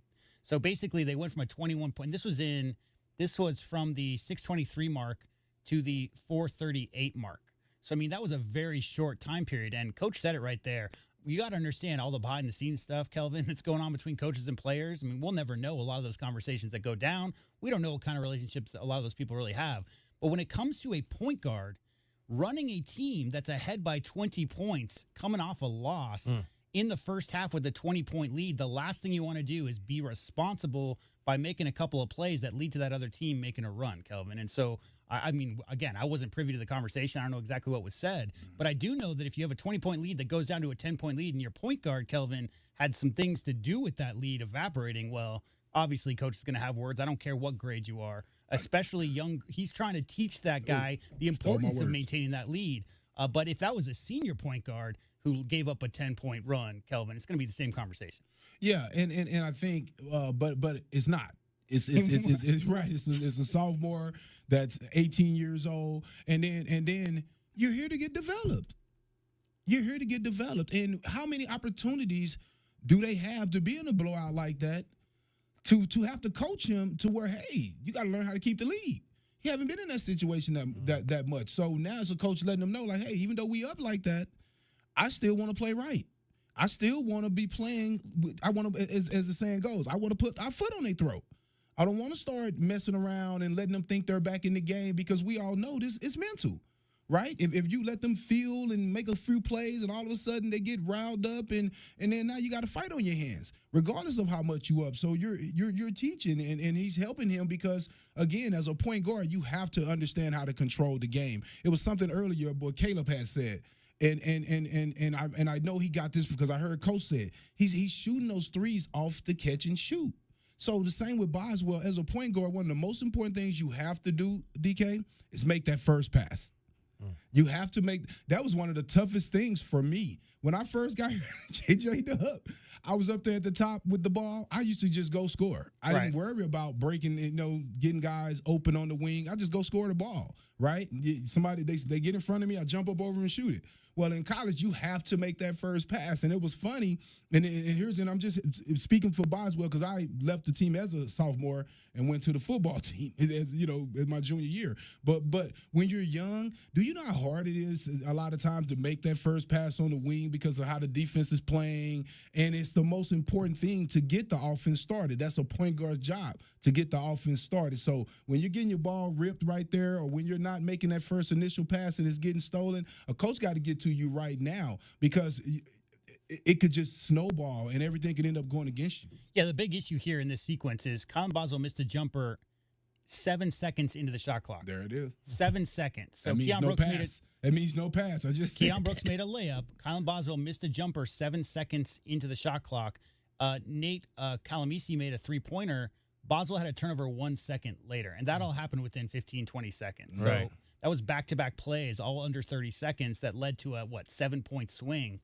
So you got to take issue with that. Well, we'll come back to this conversation a little bit later because we're a little bit behind on the clock. But I want to get into what you guys thought of the fact that he reached out to Coach. He obviously saw the fur which again, it's very apparent that Kylan, and we hear it all the time, that players are not paying attention to what's going on. It's very clear to me that Kylan knows exactly what people are saying about him. He's been following it all season. He's commented back at times at people's comments about him. So clearly he saw what was happening. He read what was happening, and he felt that, and he probably saw the video and said, man, I need to at least reach out to my coach and let him know that's not who I want to be seen as. That's not me. So we'll come back to that part of the conversation a little bit later. It's the Meridian Wealth Management Countdown to Tip-Off show. Kelvin Efon is here. J-Dub is here. We're going to talk some basketball on the Arizona State side with Kyle Dodd next. It is the Countdown to Tip-Off show. You're listening to Wildcats Radio 1290. This hour of the Meridian Wealth Management pregame show is brought to you by Blue Whale Car Wash, Caruso's Italian Restaurant, Cool Willie's Air and Plumbing, The Diamond Store, Goldberg and Osborne, Goodfellas AC, Humane Society of Southern Arizona, Lexus of Tucson, Nova Home Loans, Recon Auto Detail, Ride Now Power Sports Tucson Police Department. Experiencing the natural wonders comes easy at Rock & K, nestled at the base of the Rincon Mountain foothills. Enjoy stunning mountain views up close every day. Hit the community trails, explore local parks like Saguaro National and Colossal Cave, and mingle at private Diamond Community Park events. In the top-rated Vail School District, Rock & K is close to work, shopping, and services. Tour 11 different model homes by top-tier builders, offering move-in-ready homes and special incentives. Live rockandk.com. Designed by Nature, proud U of A radio broadcast sponsor. The universal truth of women's shoes. The cuter they are, the more they hurt. You have to put your best foot forward, and if your best foot is an ugly shoe, oh my goodness. Lisa Ann thought she had to choose between looking good and feeling good, until she got fitted for arch supports at the Good Feet store. Now I can wear the shoes that I've picked out because I like the way they look, not because they were comfortable. Good Feet relieved her pain and her fashion dilemma. Stop by or schedule your free fitting at goodfeet.com. Go to the Good Feet store at 4811 East Grant Road or at goodfeet.com. If you're a do-it-yourselfer looking for quality car parts in Tucson, look no further. Advance Auto Parts has 6 Tucson locations with over 75 years in business. Advance Auto Parts is the largest car parts retailer in the U.S., and customers know they can trust their products, like Die-Hard batteries. Now with free installation, only found at Advance Auto Parts stores. Take advantage of our same-day delivery and pickup. Just visit our website at stores.advanceautoparts.com and make sure to follow us on Instagram and Facebook. Advance Auto Parts for all your car repair needs. Now a proud radio sponsor of the University of Arizona Wildcats. Here's an important message from University Termite and Pest Control. The weather is cooler here, and so pests are seeking alternative housing. Do you need a professional? University Termite and Pest Control has been serving Tucson since 1974. You can be assured University Termite and Pest Control will keep you pest-free using the most responsible products and application methods. 28 school districts, 3 hospitals, 2 colleges, 1 university, and thousands of homeowners trust University Termite and Pest Control for the past 50 years. You can too. University Termite and Pest Control. Find us online at bepestfree.com. Driving the lane, dunking on the competition, and playing as a team. These are things we'll see this season watching our Wildcats play basketball. These happen to be the things you'll also find when you buy your next vehicle from O'Reilly Chevrolet. The only difference is at O'Reilly, nobody gets penalized for traveling. Heck, we actually encourage it. See us on Broadway next to Park Place Mall. Call 747-8000 or find new roads at O'Reilly.com, where you can experience our version of a steal. O'Reilly Chevrolet, more than a great price. O'Reilly Chevrolet. Tired of dry, itchy skin? Have mineral buildup at every faucet. Ram Plumbing's affordable, green, eco-friendly water softener and alkalized purification systems are built right here in our great state of Arizona and use a fraction of the wastewater as their competitors. Want soft water, non-chlorinated, or the best alkalized drinking water? You can trust Ram Plumbing to be your one-stop shop. Ask about their Water Taste Challenge. 40th year anniversary savings, up to $500 off water systems and $40 off any service. If your plumbing's in trouble, call Ram on the double. The Window Depot is proud to sponsor the first look at today's game and would like to invite Arizona Wildcat fans to visit one of their Tucson warehouses. The Window Depot provides over 1,000 in-stock vinyl windows, interior and exterior doors, plus granite and quartz countertops, and a huge selection of custom cabinetry, all at the lowest prices in town. Consider the Window Depot your MVP when it comes to your home improvement needs. Stores are open Monday through Saturday, or order online at thewindowdepot.com. The Window Depot, more than a window store. Think of waking up with energy, standing tall and feeling free. Think first chiropractic, good health is to enjoy. First Chiropractic offers military discounts to retired and disabled veterans. And they now accept patients with access insurance. For more information and to find the location nearest you, visit firstchiro.com, the most trusted name in chiropractic care. First Chiropractic, good health is to enjoy. This is the Meridian Wealth Management Countdown to Tipoff Show on the home of Arizona men's basketball. Wildcats Radio 1290. It's time now to take you down the front row of the arena. A view from courtside is brought to you by Kaiser Garage Door and Gates. Kaiser, celebrating 25 years serving Southern Arizona. And our view from courtside today comes from the analyst of the Sun Devil Radio Network, Kyle Dodd, ASU basketball class of 2003. Sun Devils coming off their biggest win of the season Saturday night, knocking off the previously first place Washington State Cougars 73-61 at Desert Financial Arena and putting the Wildcats back into first place. First of all, Kyle, I'm sure there's a lot of folks in the Wildcat fan base that want to thank the Sun Devils for that performance on Saturday night. What were your top takeaways from that big win for ASU? Yeah, man, it was probably our most complete effort of the year, to be honest. And as you know, I embrace the rivalry probably as much as anybody, and I thought there were some really funny tweets from U of A fans and stuff, and saying stuff like, "Finally, little bro came through for us," and "Thank you, little brother," and stuff like that. And I would never acknowledge it, but I thought it was pretty clever and pretty good. But yeah, I mean, the Devils really, a lot of people will look at, if they didn't watch the game, they'll look at that and say, oh, obviously Washington State had a letdown after the big win at Arizona. But really, I don't think that was the case. I think Arizona State just kind of put it on them from the start and took them out of everything they wanted to run. They did a nice job defensively and probably one of our more efficient games offensively, especially in the half court, which has been a real challenge for the Sun Devils this year. Where does Frankie Collins find the energy to do what he does at the defensive end of the floor and then still go down and be able to be a consistent scorer offensively? Yeah, I don't know. I mean, Frankie would be a heck of a safety in football because the guy, he plays the back end on that press that the Devils run, and he has a really good read on the basketball. And then when he's guarding the basketball, he has the ability to heat up the opposing point guard. And then, yeah, obviously he's been able to have some good offensive nights. Frankie's a guy that's probably his best when he's going to the rim, very athletic. He finishes really well. Ironically, he finishes better with the left hand than the right, being a right-handed guy. But, yeah, Frankie's had a nice year and definitely been a bright spot for ASU and definitely a leader on the basketball team. Jose Perez, I think the thing that kind of maybe stood out to me in the game here in Tucson, I think he's got one of the best mid-range shots I've seen in the Pac-12 conference this year. I just thought he should have taken more shots. I thought he passed up a few looks in that game that he could have easily taken to maybe give himself and the Sun Devils more offense. Does that sometimes happen to him where he gets into flows where maybe he doesn't want to take that mid-range jumper?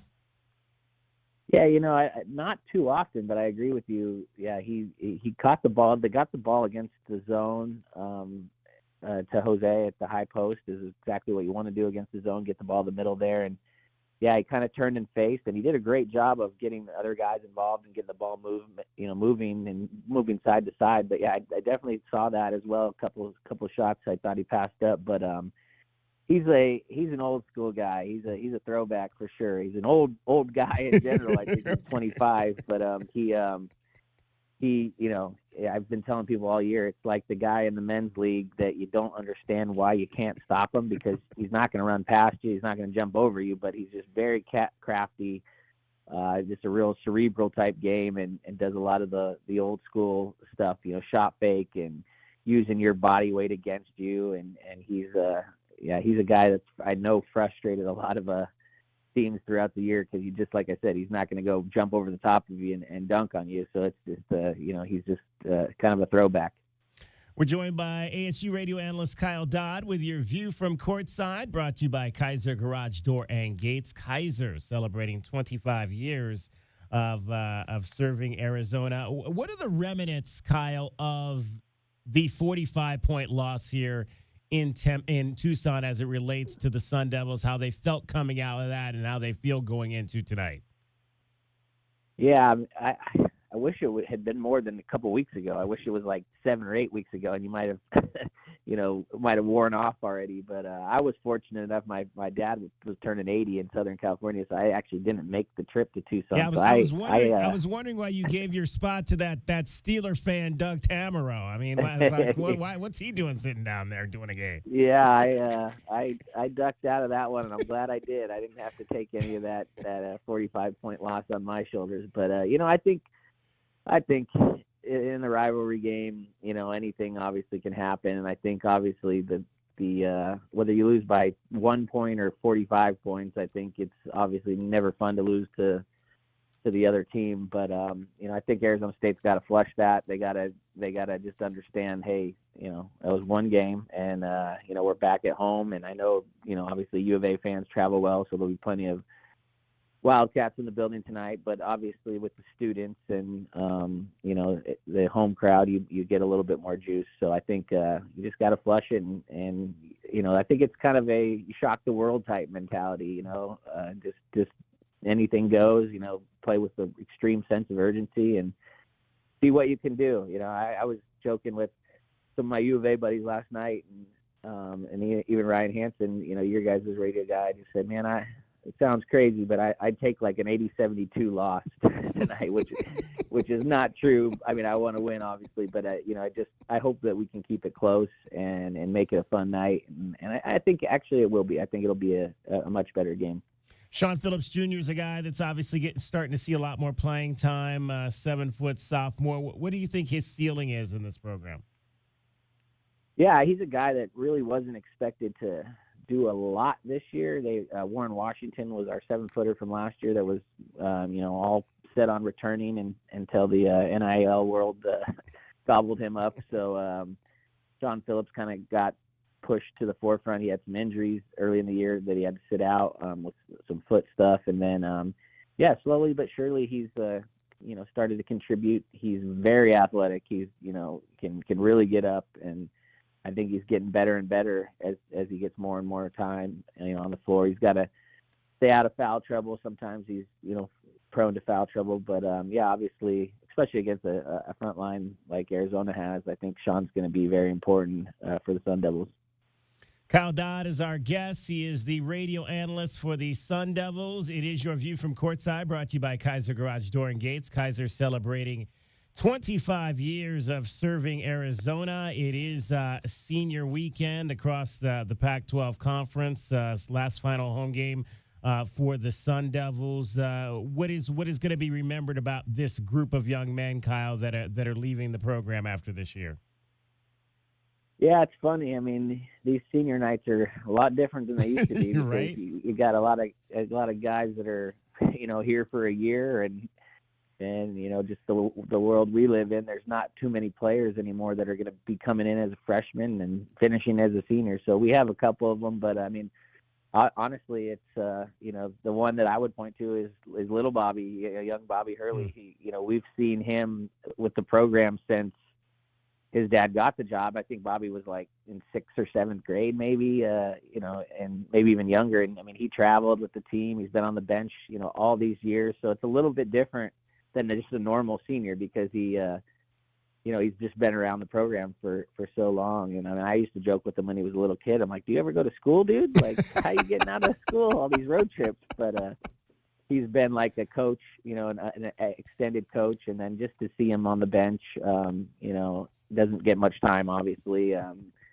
But it's been cool to see him and see him grow up and kind of go from a little kid to a grown man. And, it's cool to watch him and the interaction with him and his dad. And those are some of the things that, you wouldn't notice unless you're around the team as much as I am. So it's going to be a cool moment for, I think, both dad and son tonight, and probably a little bit emotional. I'm glad you mentioned him, because that was going to be my next question. What do you see in him? How soon?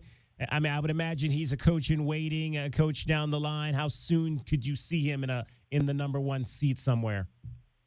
Well, it's funny because he's actually doing he's an intern with the Sun Devil Sports Network. And so, I was asking one of our guys that works in the program or the department, I said, well, what does young Bobby want to do? Like, why is he interning? Like, he's like, oh, he wants to kind of do what like you do. And I'm like, oh, great. So this is like my last season, I guess. So I'm on my way out. But yeah, I think, honestly, he has a big time future ahead of him in the game. Obviously learning from his dad, but he sees the game in a really unique way. He used to come by our broadcast actually this was before he even was eligible to play, when he was just sitting on the bench and stuff. And at halftime, he would grab our stat sheets that are printed out, and he would circle 2 or 3 things, whether it was hey, we're getting killed on the glass.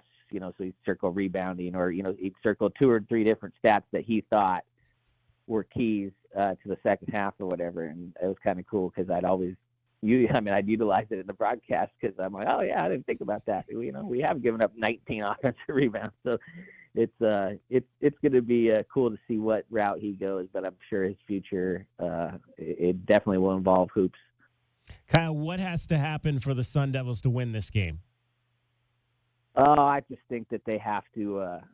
I think they have to stay in the rebounding game. Arizona's such a good rebounding team. I think they have to stay in the game on the glass, and then ultimately, I think what really burned them in Tucson was, the Cats were able to get out of the break, and it was just a free for all. I mean, it just felt like sometimes it was just layup lines, So I think defensive transition, I think the Devils got to get back. They got to stay in the rebounding game, and they just kind of junk it up. I mean, I think when they've been at their best, their defense has led to their offense.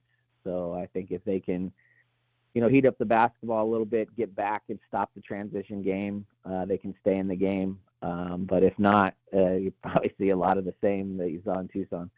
I would think that if the Sun Devils can force Arizona into the half court and having to run some offense, that plays into their ability to take the ball away.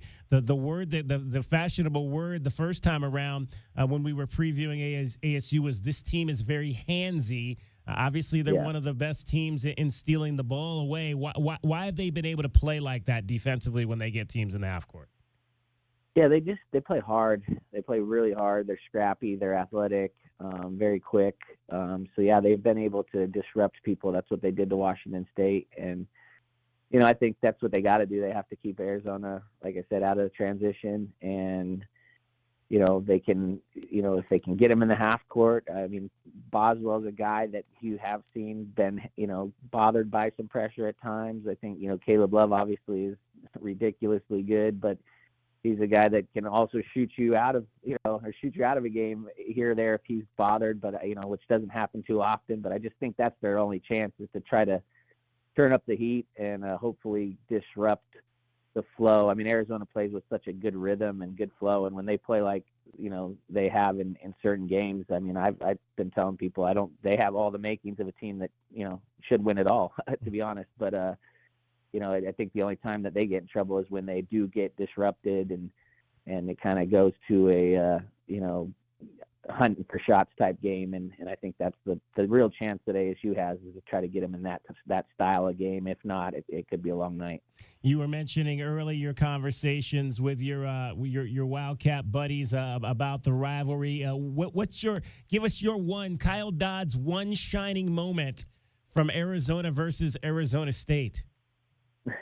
Well, I do only have one, because I went 1-8 against Arizona in my career, so that would probably be it. We beat them up pretty. I think they were number 2 or 3 in the country. We beat them up pretty good in Tempe, and then we went down there. It was kind of like this year. We went down there a couple weeks later. It couldn't have been more than 2 weeks. It was a weird schedule deal, and that's when I got in the notorious Luke Walton fight. I got ejected from the game, and that's why I'm one of the most hated men in the Kale Center. to this day from all the 85-year-old women that scream things at me still. So, but yeah, no, it's great, man. It's as I get older, I would never admit this, to many people, but as I get older, I can appreciate. I love the passion and the energy that Tucson has for their basketball program. I mean, I hate them. I want them to lose, every game. But I like last week when you guys lost to Washington State, or Arizona lost to Washington State. I just thought to myself, man, I would love to have their problems right now. I'm so bummed you guys lost your 5th game of the year. So. But yeah, it's been obviously a lopsided rivalry in the hoops game. But yeah, it's always fun, and I think anytime they lock it up, you never know what to expect. So. And lastly, Kyle, before we let you go, what went through your mind when Desmond Cambridge Jr.'s shot went in Tucson last season? Man, I honestly could not believe. It was just really disbelief, and it was just such a cool moment because, like I said, I played at ASU. I was a coach at ASU for a little bit, and then, obviously announcing for the last 13 years, and I've only seen 2 wins in McHale Center. And yeah, obviously that one was just crazy. And the thing that really sticks out to me is just how awesome Arizona fans were. It wasn't the normal, just rivalry hate. It was like after the game, like people were coming up to us and going like, oh my God, like, wow. Like not only was it a really good basketball game, it was a really well played game, both sides. It was just like, you know what, tip your hat. If the guy hits an 80-footer to beat us, like it was cool. So we definitely stopped. I will say this. I don't know if I've told too many people this, but we definitely stopped at Dirtbags and got a beer on the way out. Wow. And yeah, me, Tim Healy, my partner, and Doug Tamro, we stopped and sat at the bar just in all our ASU gear in a sea of red, just to enjoy it because I don't know when the next time we'll win down there is. Maybe years. So we had to soak it all up, but it was it was a really cool day for a lot of Sun Devils. I love it. That's a great story, Kyle. A post-game beer at Dirtbags after a win in Tucson for the Sun Devils. Kyle, we appreciate you taking a few minutes to join us. Have a great call tonight and the rest of the season. Yeah, no problem. Anytime. Kyle Dodd, the Sun Devils radio network analyst. That is your view from courtside. We hope you enjoyed your view from courtside. It was brought to you by Kaiser Garage Door and Gates. Kaiser, celebrating 25 years serving Southern Arizona. This is the Meridian Wealth Management Countdown to Tipoff Show on the home of Arizona men's basketball. Wildcats Radio 1290.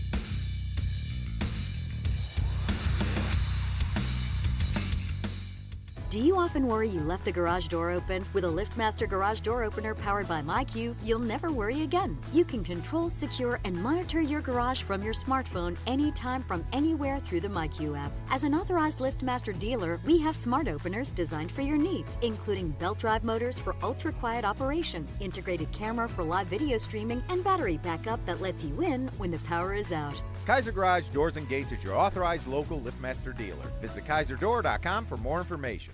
My heat and air were in a state of disrepair. Make sure your family is safe and warm during the cooler months. I'm Ron Arenas, the owner of Picture Rock's Cooling, Heating, and Plumbing. Heating is our middle name, and we can make sure your furnace is running efficiently. Call us at 520-440-4069 for honest heating and plumbing service to the Tucson area for over 20 years. Picture Rock's Cooling, Heating, and Plumbing. Saguaro Harley-Davidson wants your bike. Call or visit our website to schedule an appointment or stop by today to receive an inspection and an offer. Whether you're looking to trade in or trade up or just looking for some extra money, we are prepared to make you a tempting offer. Don't deal with the hassle of selling it to a stranger. We're here to make the process quick and easy. Only at Saguaro Harley-Davidson or online at SaguaroHarley.com. That's SaguaroHarley.com. Some restrictions may apply. See dealer for details. Get the backyard you've always wanted with a custom pool from First Choice Pools. A backyard oasis built around you. First Choice is a full-service builder of beautiful in-ground pools and backyard designs for years of staycations. If you're ready to dive in, then visit TucsonPoolBuilder.com. Schedule now and get 3 months of full service free. First Choice Pools for installs, renovation, remodeling, and repair. Get started today at TucsonPoolBuilders.com. First Choice Pools, the first and only choice. True Wildcat fans know that when you're looking for the best place to watch all the big games on big screens, drinking cold beer and having the best food, all paths lead to Desert Diamond. Bet on your Wildcats and all your favorite teams 24/7 on our easy-to-use kiosks. Come chill on our comfy couches and build your best bet at Arizona's best bet, the Desert Diamond Sportsbook and Bar.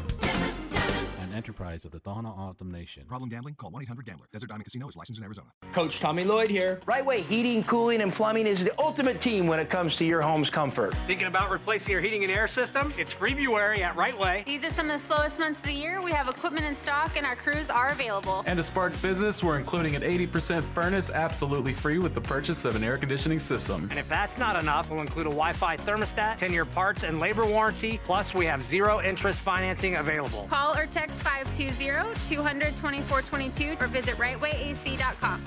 Most financial advisors I know have had a moment in their career where they thought, with more control, I would do things differently for my client's sake. This is Natalie Fernandez with Meridian Wealth Management, and our firm was created by advisors with the understanding that we need flexibility, control, and decision-making power to create the best experience for our clients. If you're an advisor interested in learning more about our growing firm, call me at 719-1433 to talk more today. Advisory services provided by Meridian Wealth Management, a registered investment advisor.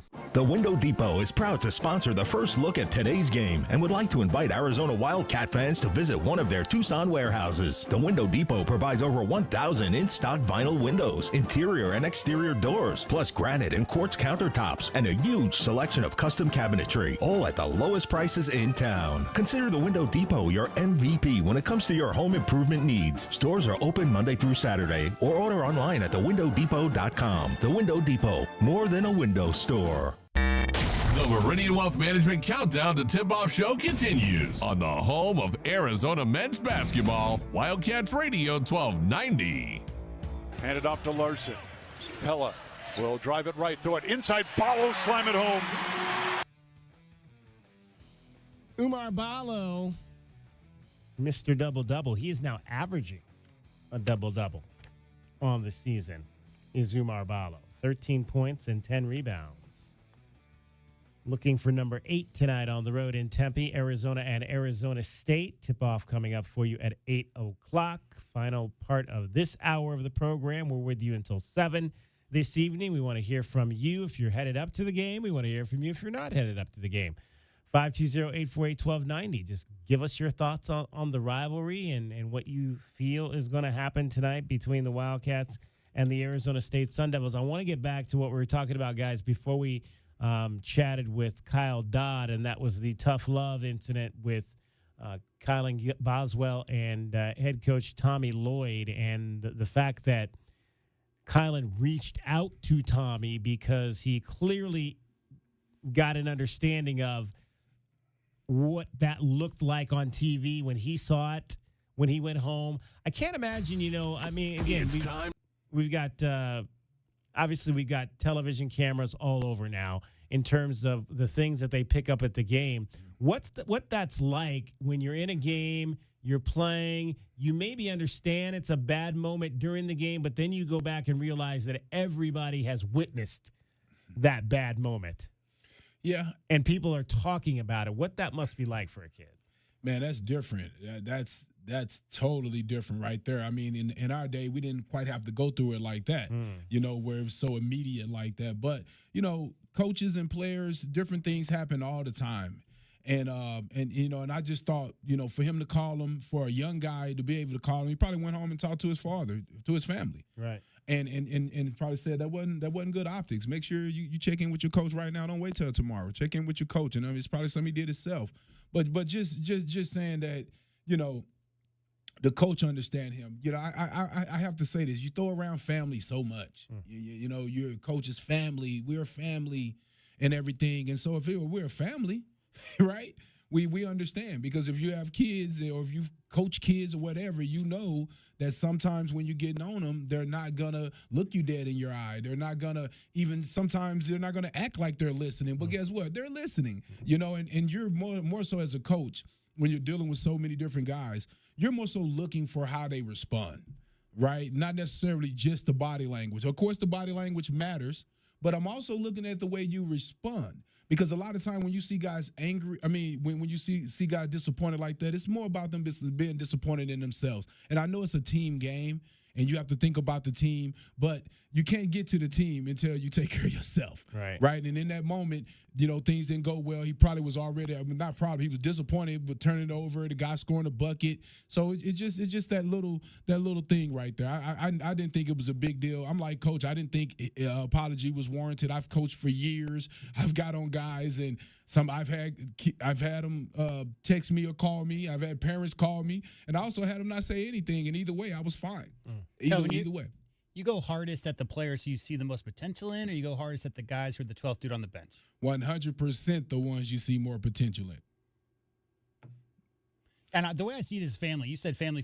It's all about family. Well, guess what? We all have families. We've all said something dumb to one of our relatives, and we've regretted it, and we've either make amends or we don't talk to that person for the rest of our lives or whatever. But 99.9% of the time, you're going to come up and be a man or a woman, say, hey, I my bad. I shouldn't have said that, or I shouldn't have done that, or whatever.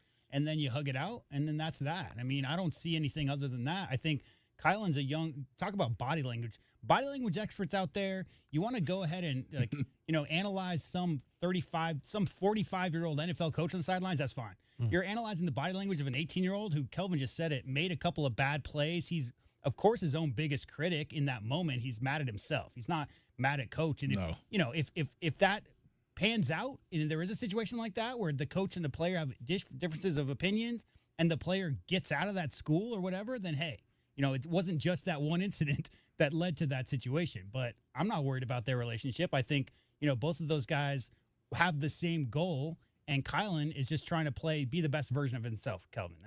And he was, again, you said it best. He was as mad as anybody in that moment because he knew he messed up. All right, who is that Sun Devil that is going to get under the Wildcats' skin tonight in Tempe? Who is today's Pest of the Game? The Pest of the Game is brought to you by University Termite and Pest Control. Check them out at BePestFree.com. Arizona State tonight. Who is going to be that guy? J-Dub. Man, all of them. I think I said the same thing last time. I just think 4 guards, all 4 of those guards. But I'll go with 4 guards out.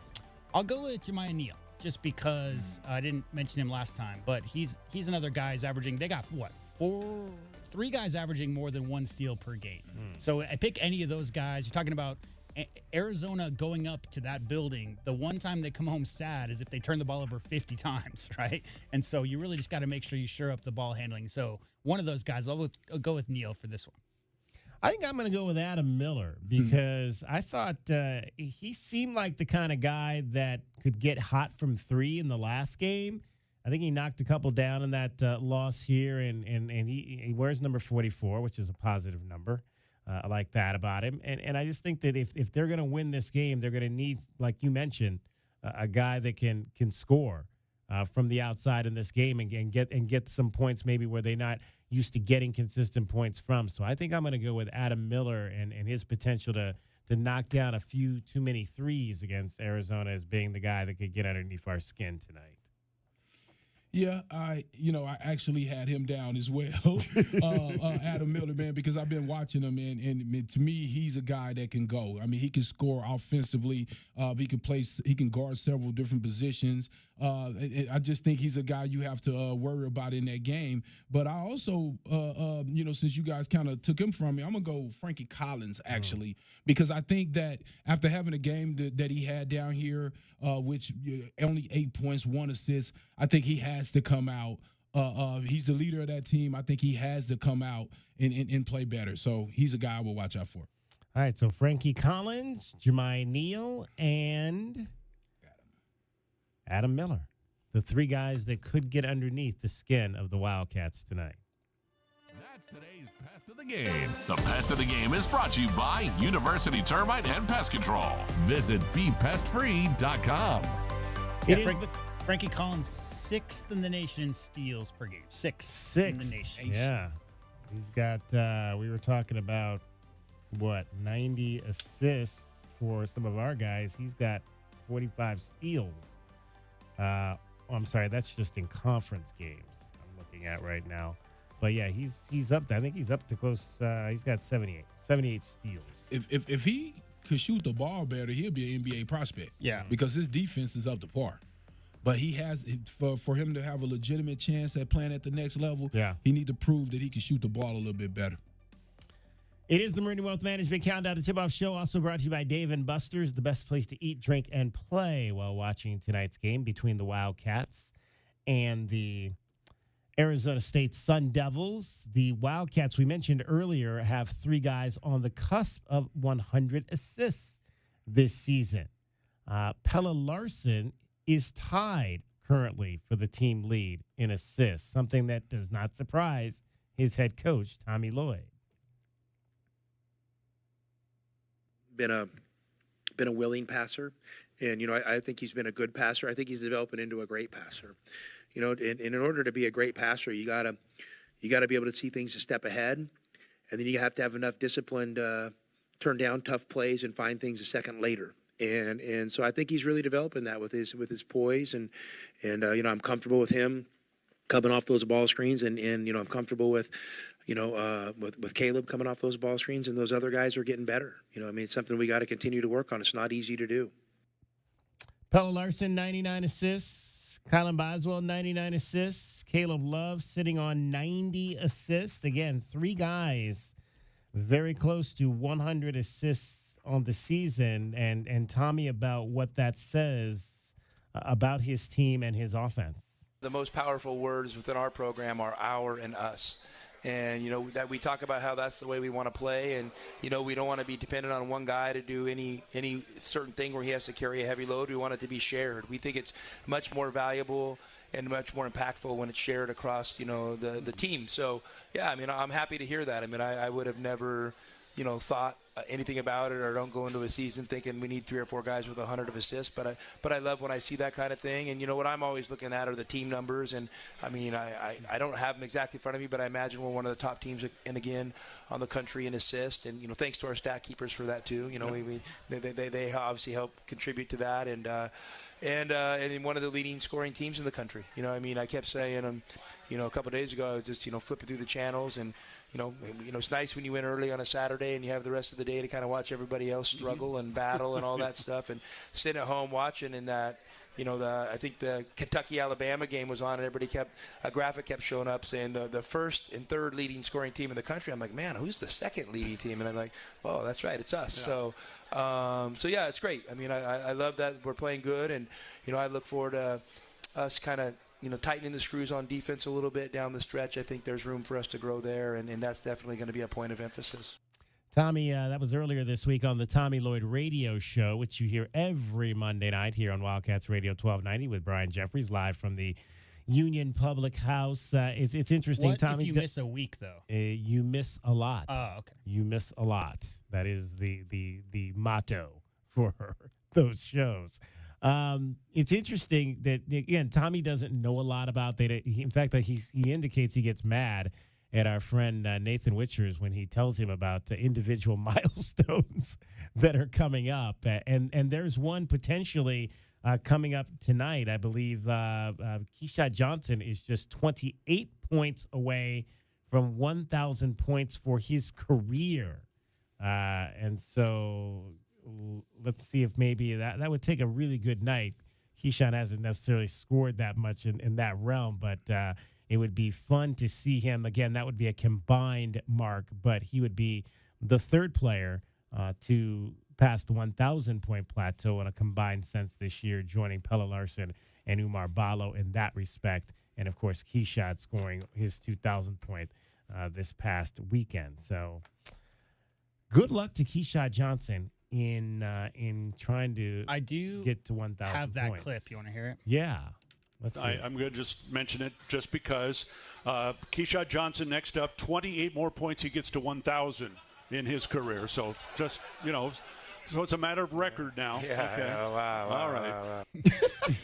So the beginning of that, like Tommy's like, he doesn't like to hear pregame, Kelvin, what some player needs, because then all of a sudden you're like, that's a goal. When the goal is obviously to win the game, not to get Caleb to 2,000 points. So Brian had to mention that Keyshawn was on the threshold. That response was like, yeah, great, thanks. Thanks there, Brian Jeffries. All right. It is the Meridian Wealth Management Countdown to Tipoff Show. We'll have much more in our final hour, along with Kelvin Efon and J.W. Madden. I'm David Kelly. This is Wildcats Radio 1290. This hour of the Meridian Wealth Management. This hour of the Meridian Wealth Management pregame show is brought to you by Blue Whale Car Wash, Caruso's Italian Restaurant, Cool Willie's Air and Plumbing, The Diamond Store, Goldberg and Osborne, Goodfellas AC, Humane Society of Southern Arizona, Lexus of Tucson, Nova Home Loans, Recon Auto Detail, Ride Now Power Sports Tucson, Tucson Police Department. Day in and day out, we're inundated with commercials asking to review your portfolio or telling you to get a second opinion. This is Natalie Fernandez with Meridian Wealth Management, and I want to share the advice I give people every day. Talk to 3 different advisors at 3 different firms.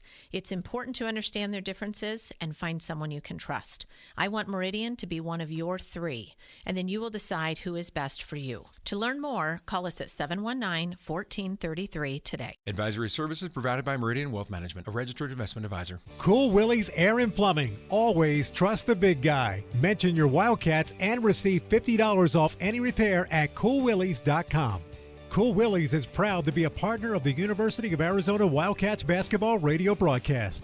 2 powerful teams working hard for you to get the job done right every day. Cool Willie's Air and Plumbing. Big enough to help, small enough to care. Remember to mention your Wildcats and receive $50 off any repair. CoolWillies.com. Sean Furrier for Jack Furrier Tire and Auto Care. Now that winter is really here, cooler overnight temperatures mean that your tire pressure warning light could be on. In most cases, you solve the problem by simply adding the correct amount of air to your tires. As always, you can stop by any of our 14-area Jack Furrier Tire and Auto Care locations for a free tire inspection and air pressure check. And if you need help with that low pressure warning light, we fix those too. Check out jackfurriers.com. Jack Furrier Tire and Auto Care since 1960, here to get you there. The Window Depot is proud to sponsor the first look at today's game and would like to invite Arizona Wildcat fans to visit one of their Tucson warehouses. The Window Depot provides over 1,000 in-stock vinyl windows, interior and exterior doors, plus granite and quartz countertops, and a huge selection of custom cabinetry, all at the lowest prices in town. Consider the Window Depot your MVP when it comes to your home improvement needs. Stores are open Monday through Saturday, or order online at thewindowdepot.com. The Window Depot, more than a window store. Does it feel like the price of everything is going up, up, up? We can't control the price of gas or groceries, but at Royal Kia, we never add market adjustments, even while other dealers add fees because inventory is limited. At Royal Kia, you can rest assured you won't pay market adjustments, and we stand by our transparent online pricing. Royal Kia, the dealership that's different. OAC plus tax, title, license, dealer installed options, and $529 doc fee. Royal Kia, Speedway in Columbus or royalkia.com.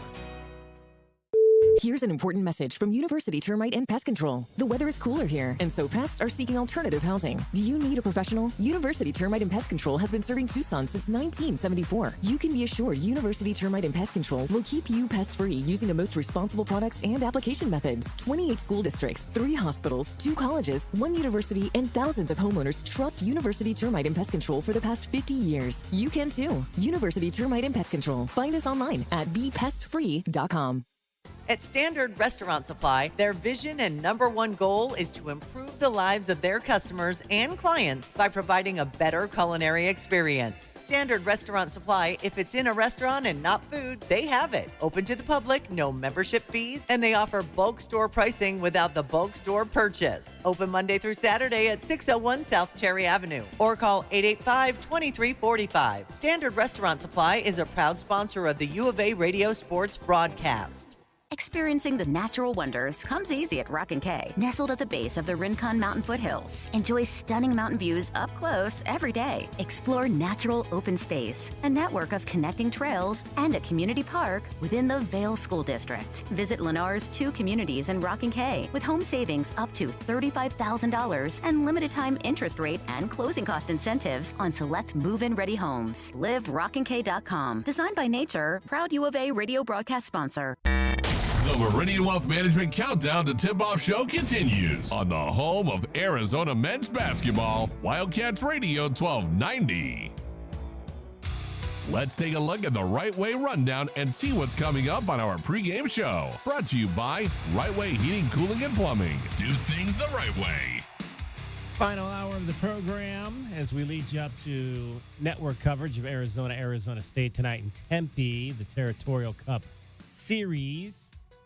Still to come, we've got our best bets. U of a 12-point favorite tonight. Over under 159, brought to you by Desert Diamond Sportsbook. Scouting report, courtesy of Ram Plumbing. We'll talk and hear from the Hurley brothers. Hurley, not brothers, but that would be interesting. The one guy's coaching at UConn. Bobby Hurley. He's kind of busy. Senior, he's busy.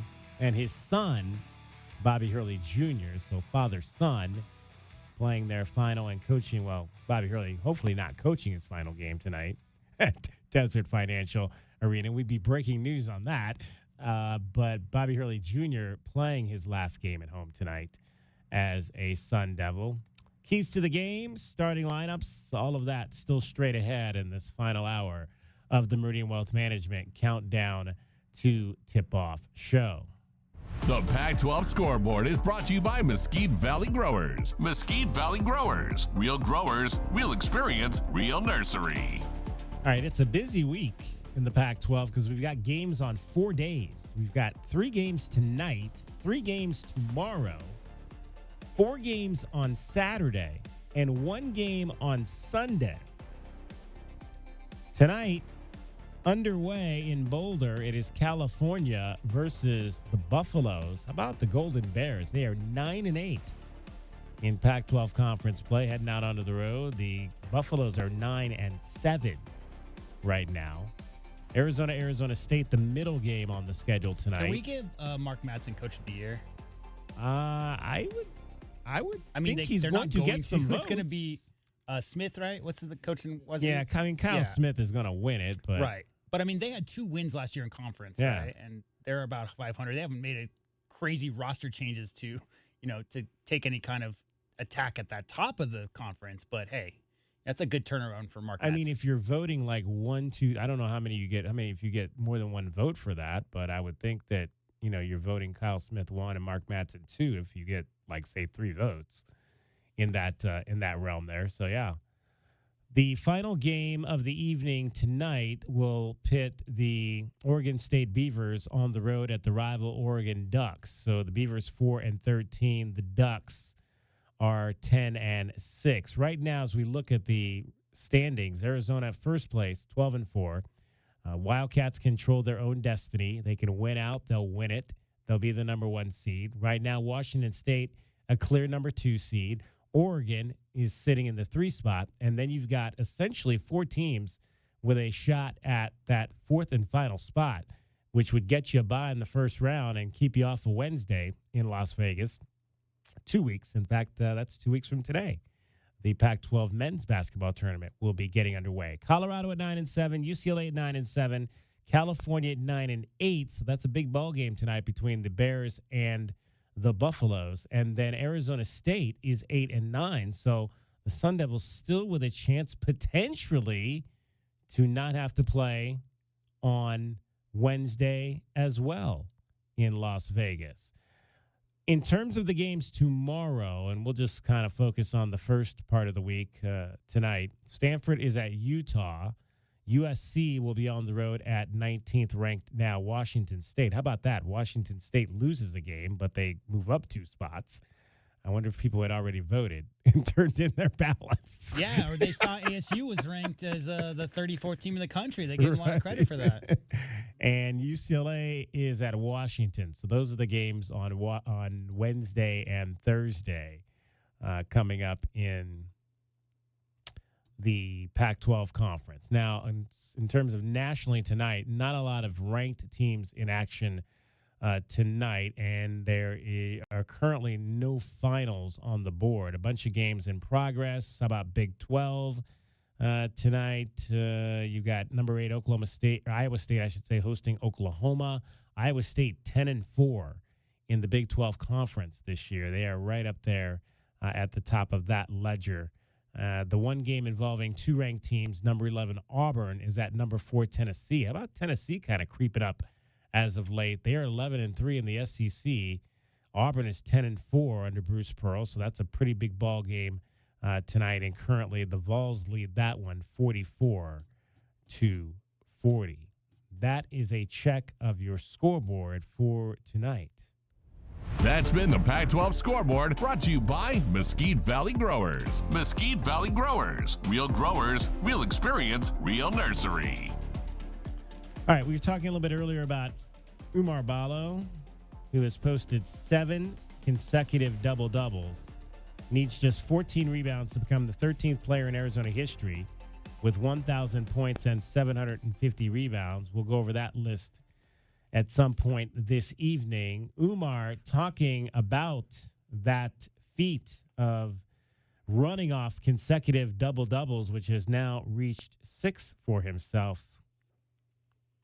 It's for sure more like I'm playing with more energy, and for me, like to go for those rebounds, it just depend on my energy, and for our team to be successful, I know that I need to play with that energy every single night. So I'm just trying to play with energy and go get the ball. There's been a couple times this year where Tommy has kind of said, I need to get Mo out there more because Umar's playing too many minutes. But then you had 40-something in the Utah game, and you're doing all this. So do you feel tired at all? But of course, as a big man in this program, they ask a lot from you, so you get tired. And I'm glad I got someone like Mo who can, come in and do just as fine as me to give me some time to rest a little bit and come back into the game. But for sure, especially playing Utah, Colorado, you get tired. About the demands on you, and I know you've been, banged up, especially towards the end of the year, kind of builds up with you. Have you dealt with it differently this year, being as you've been through it now so many times, or just you feel like you're a stronger, more resilient? I mean, the more you play college basketball, the more experience you're going to get, and the more, you're going to be ready to know how to take care of your body, especially at the end of the seasons when, stuff get real, and I'm just glad that I'm staying healthy, and hopefully I will stay to be healthy for the rest of the season. Anything different, like with your routine, or? Yes, I'm doing a lot different. My diet and how I lived and stuff like that. So yeah. In the 3 years you've been here, every time you guys have lost in the regular season, you come back and win the next game, and almost all of them have been by double digits. Not that you ever want to lose, but is there just something about we can't let that happen again, and the immediacy of what went wrong? That. As you say, that say a lot about this team's character, because after our loss, we don't let our last mistake affect our next opportunity. For us, we always look forward to do the next right thing, and game by game. So that's why, every time we lose a game, we try to come back even stronger the next opponent that we get a chance to play against them. How much do these 36-hour turnaround help come the Pac-12 tournament, just playing with short turnaround time? I mean, in NCAA tournament, you have some stuff like that, and for us to play in a short turnaround was nothing new to us. Umar Ballo, who is, again, on the cusp of the 1,000-point, 700-rebound club.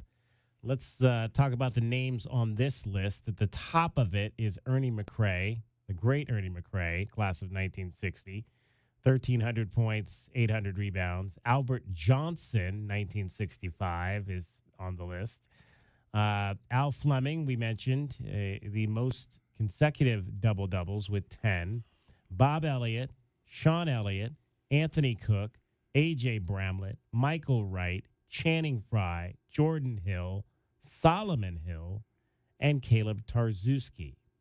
So a pretty good cross-section of guys. They basically list this by the years going back, not necessarily in any order in terms of how they did it, but obviously the most points on the list is Sean Elliott, and the most rebounds on the list is Al Fleming. One thing I'll never understand about the pace in the 60s and 70s was you look at those numbers. I mean, the scoring numbers, the rebound numbers, guys. I mean, those rebound numbers are due to how many shots they got up. There was no shot clock.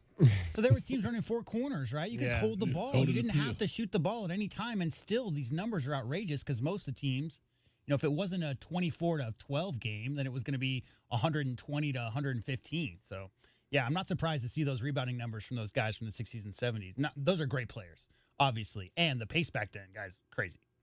Career double-doubles. Al Fleming is at the top of that list with 63. Bob Elliott, 48. Michael Wright, 34. Jordan Hill, 32. Channing Frye, 30.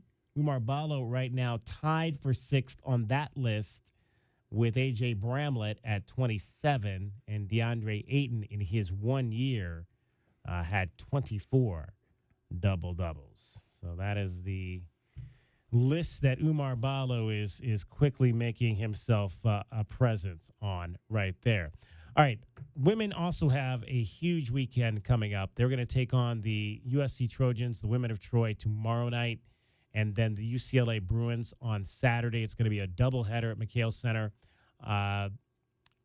Men at noon, ladies at 6 o'clock. We'll obviously be in between the two of those with your actually, we'll be all around it with your pregame show before the men's game and then postgame leading you into the women's broadcast on Saturday night. As Mary Martinez this week was named not only the Pac-12 Player of the Year, she was also named the Associated Press National Player of the Week. Had a chance to catch up with Esmeri today, and I asked her about if if you know the story. She grew up playing in the Dominican Republic, and I asked her if she ever thought growing up in the Dominican Republic that she would be a National Player of the Week in college. You were growing up in the Dominican Republic, did you ever imagine you would be a National Player of the Week, and what does that honor mean? No, of course not. Of course not. Of course, it's really answer for me. Like, it's really, I'm happy for that. I know I'm working hard, and I know I can do and be better. I don't know. When you heard about that, was there somebody you called? I don't really know what that means. I asked the coach, like, what's that mean? Like, what I got, you know? And she told me. I didn't know. That's hilarious to me, and the reason it's hilarious to me is because I think it was during the NBA playoffs, maybe not last year, but the year before. Somebody said the same thing to DeAndre Ayton. He was, I think, at the time he had the most rebounds, or he was averaging 20+ rebounds per game in the postseason or something, some crazy number. He was like averaging, and somebody told him this. He's like, "Oh, you're like the top in this category," and his response was, "What that mean?" Which was exactly the same thing that she said today. And when she said it, I laughed because I always had that response by DeAndre in my head. And she basically said the same thing. And that's the funny thing about these kids from the islands. You know, they don't grow up like we do, maybe encompassed with college basketball and knowing all the things that surround it and the things that you can get out of it. They just play the game. Yeah, Ayton was 15 when he picked the ball up? Yeah. Something like that. And I think you can even extend that to some of the African and European countries. Yeah. I mean, a lot of those guys didn't understand the tournament. Right. They didn't understand the significance. The importance, because yeah. I know they have a lot of tournaments over there. They have a lot of in-game tournaments. So you have to be around it to understand it. All right, before we get out of this segment, let's find out if we can win any money in Vegas, or at least in Tucson tonight at the Desert Diamond Casino. Tucson, what are some of today's best bets? Will the Cats beat the spread? It's time to look at some of today's best bets. Brought to you by Desert Diamond Sportsbook, Arizona's best bet. All right, let's go through this quickly, guys. U of A -12 tonight on the road. I'm winning still, so I'll go first. I'm going to lay the 12 and take the Wildcats. Yeah, I don't think they're going to win by much more than that, but I think 15. J-Dub, yeah, I said 14. So J-Dub was told me. I was like, as soon as I heard him say it, I said, boy, we right there. Yeah, I think 14. I think Vegas no. All right, so U of A, everybody's taking U of A and giving the 12 tonight. Over-under is 159, down 9 from the 168 we had when we had the two highest scoring teams. 174 to 174.5, basically. Sure.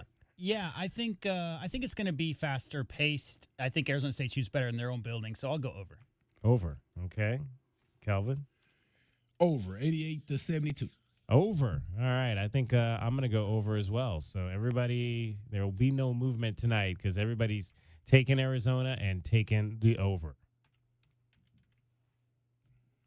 Those are today's best bets. They are brought to you by Desert Diamond Sportsbook, Arizona's best bet. All right, coming up, we will dive in some more on the Sun Devils. You'll hear from the head coach and his son on senior night in Tempe. It's the Meridian Wealth Management Countdown to Tipoff Show, along with Kelvin Efon and J.W. Madden. I'm David Kelly. You're listening to Wildcats Radio, 1290.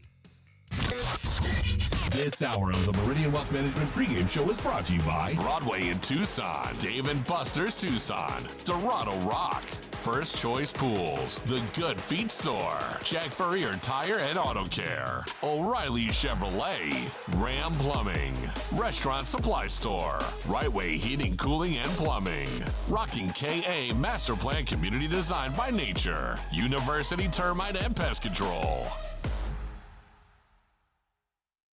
What up, Tucson? This is Joseph Blair, former Wildcat and assistant coach of the Washington Wizards. When I came to play basketball at the U of A in the 90s, the Tucson community became and has always remained a special part of my life. And this is why I proudly joined the Meridian Wealth Management Tucson Advisory Business Council.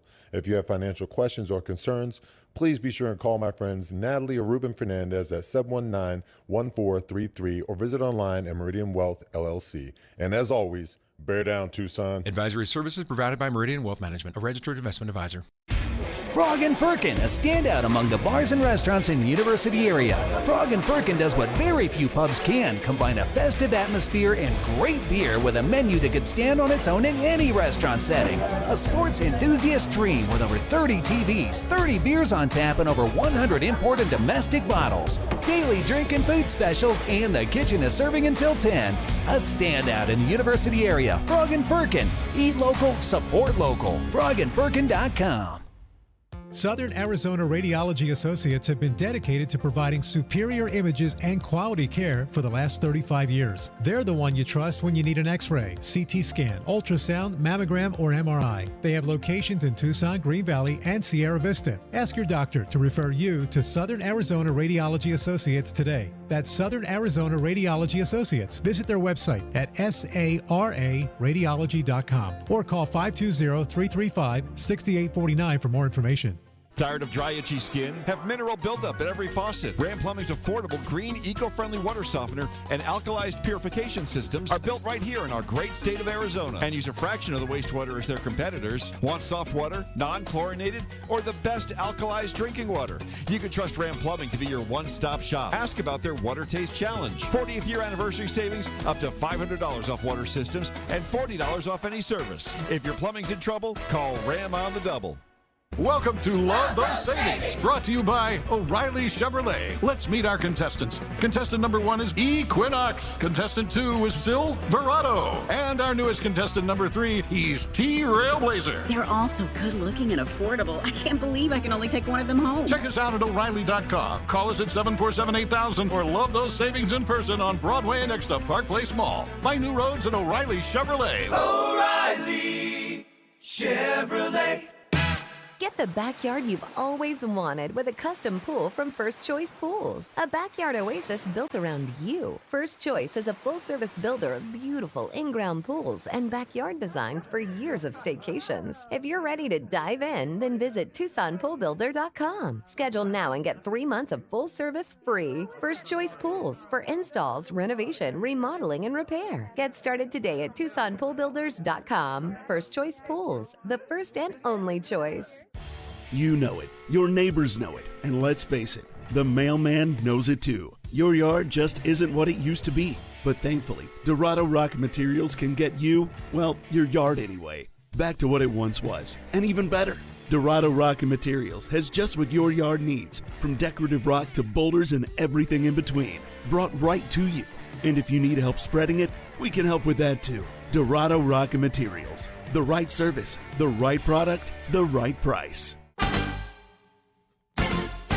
True Wildcat fans know that when you're looking for the best place to watch all the big games on big screens, drinking cold beer and having the best food, all paths lead to Desert Diamond. Bet on your Wildcats and all your favorite teams 24/7 on our easy-to-use kiosks. Come chill on our comfy couches and build your best bet at Arizona's best bet, the Desert Diamond Sportsbook and Bar.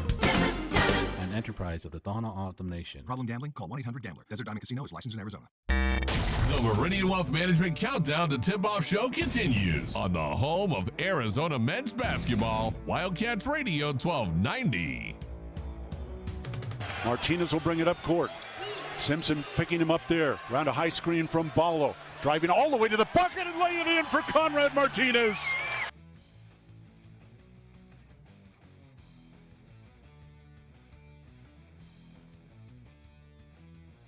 Our 1290 Scouting Report is brought to you by Ram Plumbing. When your plumbing is in trouble, call Ram on the double.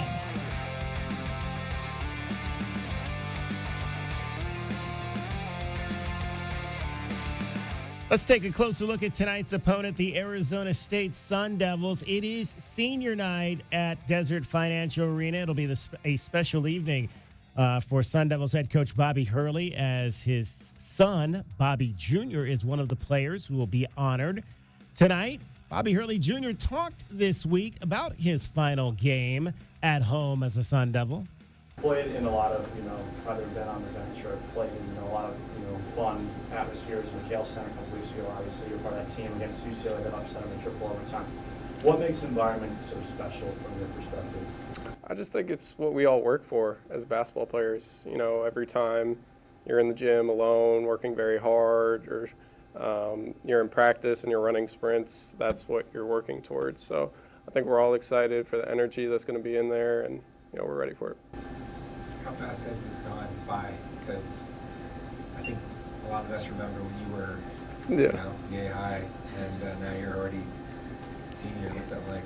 It's weird, honestly. But I've grown up here, met so many great people, learned a lot, and it's just been a blessing to be at ASU. Anything that surprised you about this journey, that playing for your dad, being around him in this different way?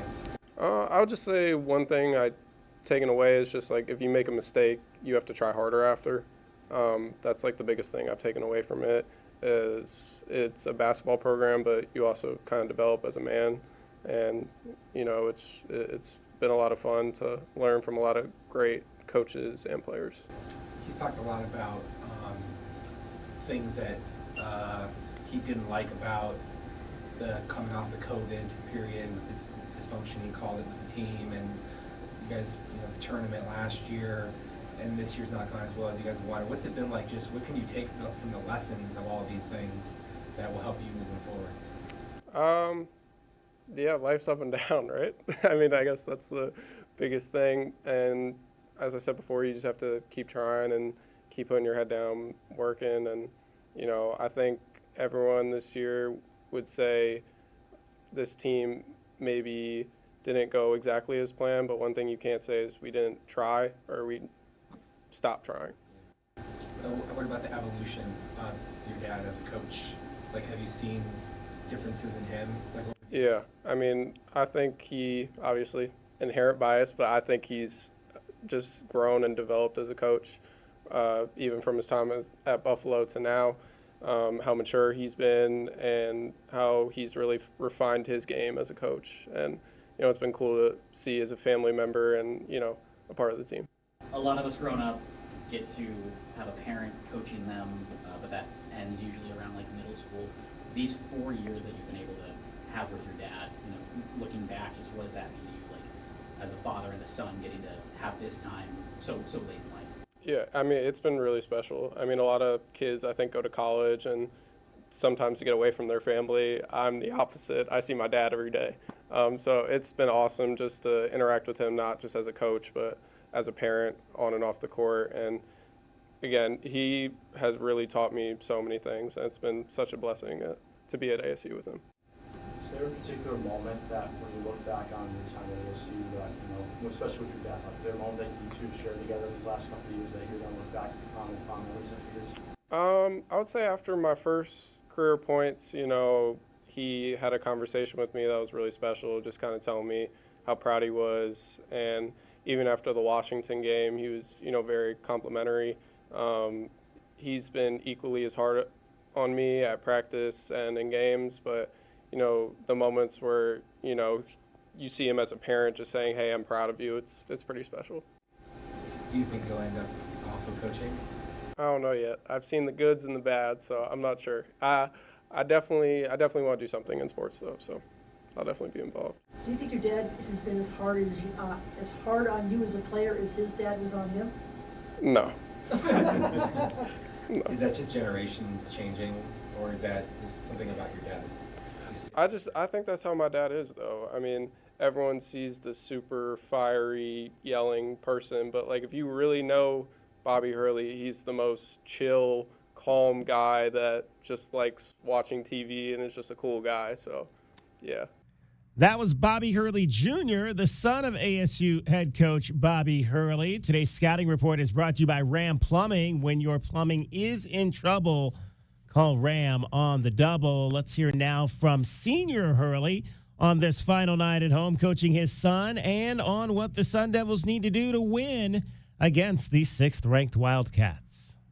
Just what is the whole relationship with him like, and now seeing him grow through his time here at ASU? Yeah, I mean, he's really grown up here, little guy when we first started, and just big supporter, obviously, always around practice, games, very invested, and now it's come full circle. He's really been a great teammate. Really, it's fun to have the exchanges we're able to have in practice, where I could pull him aside and say something to him about something bad that might have just happened, or something good, and to be able to share those moments with him the last couple of years have been it's been just so rewarding for me, and so proud of him and the man that he's become, and so it's going to be definitely it's going to be very, very emotional to see Bobby walk through out to half court. That's going to be a tough moment. What do you think you've learned the most as a father or coach working with your son in this way? Just that, it's a partnership, man. He's really, he and I are so close, and we built such a strong connection, and I just can't be any prouder of someone that is a good student that works as hard as he's worked, and he's just a tremendous example, for our program, and I'm just proud of our relationship, really, that we have the type of friendship that I think is so special to me. Not that it's easy, but to piggyback off that, do you have, the line between like dad and coach at the beginning, was that, a little challenging for you? And him too? Look, he'll have some bad body language moments, and sometimes it's not easy to navigate if I say something. But I just try and allow him to have his moment of displeasure if I say something to him in a critical way from a basketball standpoint, and then we just keep it moving. He hasn't had a lot of meaningful minutes, but the other night when you put him in when the first team was struggling, how nice was it for you to see him go in the game in a situation like that with the rest of the other guys and really put in some good minutes? Well, I think the basketball gods rewarded him because of how hard he works and the extra time he puts in working on his game. And he's had to battle through a wrist injury this year, so it hasn't, always been smooth, perfect for him this year. But just the amount of time he's invested the last couple of years to get himself in a situation where, he's not out of place in a situation like that. And I think he went in there with confidence because of the work he puts in. Is the word revenge used in practice this week, or how do you guys address? I don't know how anybody responds to going through something like that. I know how I would feel. I've been through it. I've lost like that as a player. So I certainly would take it personal, but it's just always, it's hard to know. So many things happen now. One thing's done, you move on to something else. Is it really in your body to just feel that pain and to try and make a different result this time? I don't know where everyone stands in that area. Looking forward to finding out.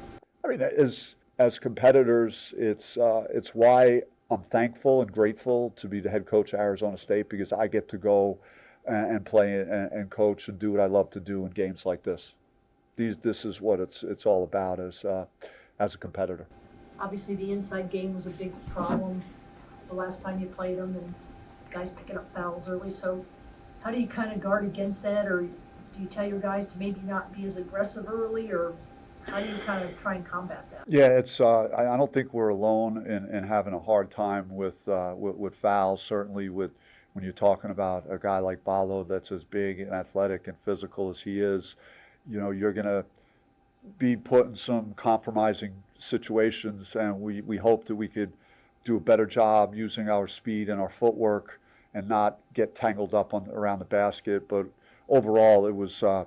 We didn't do a good job in the first half of understanding game situations, and we turned the ball over early in possessions a couple of times, took a couple of tough contested shots, and before you knew it, it was a double-figure game. So when you're playing a team that's this good, you can't afford to shoot yourself in the foot. You have to manage the game well. If you have a great opportunity in the open court, you have to take it. If you don't, then you have to make them guard you and force them to defend in the half court. So, hopefully we have a better understanding of that concept, because if it's just straight up and down, then we don't have a chance, because they're too good inside and they have too many guys that could drive the basketball and score it. Coach, when you talk about matchups for this game too, I know last time their bench scoring was big, and you're talking about if they're just going up and down the court, it's one thing, but obviously without giving away the game plan, is that one of your bigger adjustments this game, is just limiting their bench points? Yeah. I mean, you don't want to have guys that are playing considerably better than what their averages are, especially a team like that. You want to try and, you're gonna give some things up, unfortunately, to guys like Ballo and Caleb Love, and you got to try and contain some of the guys that maybe over the course of the whole season have not had those type of stats. And we had, Bradley was one of those players in the first game and he's a really good player. He was a McDonald's All-American. So it's, for a guy like that to be coming off the bench, that just shows you, what an impressive group of players that Arizona has put together. Bobby Hurley Sr. and Bobby Hurley Jr. That is your scouting report for tonight. That's today's 1290 Scouting Report, brought to you by Ram Plumbing. When your plumbing is in trouble, call Ram on the double.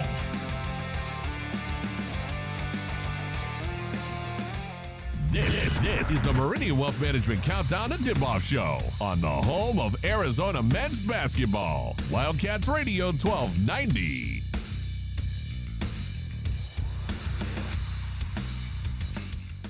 My heat and air were in a state of disrepair.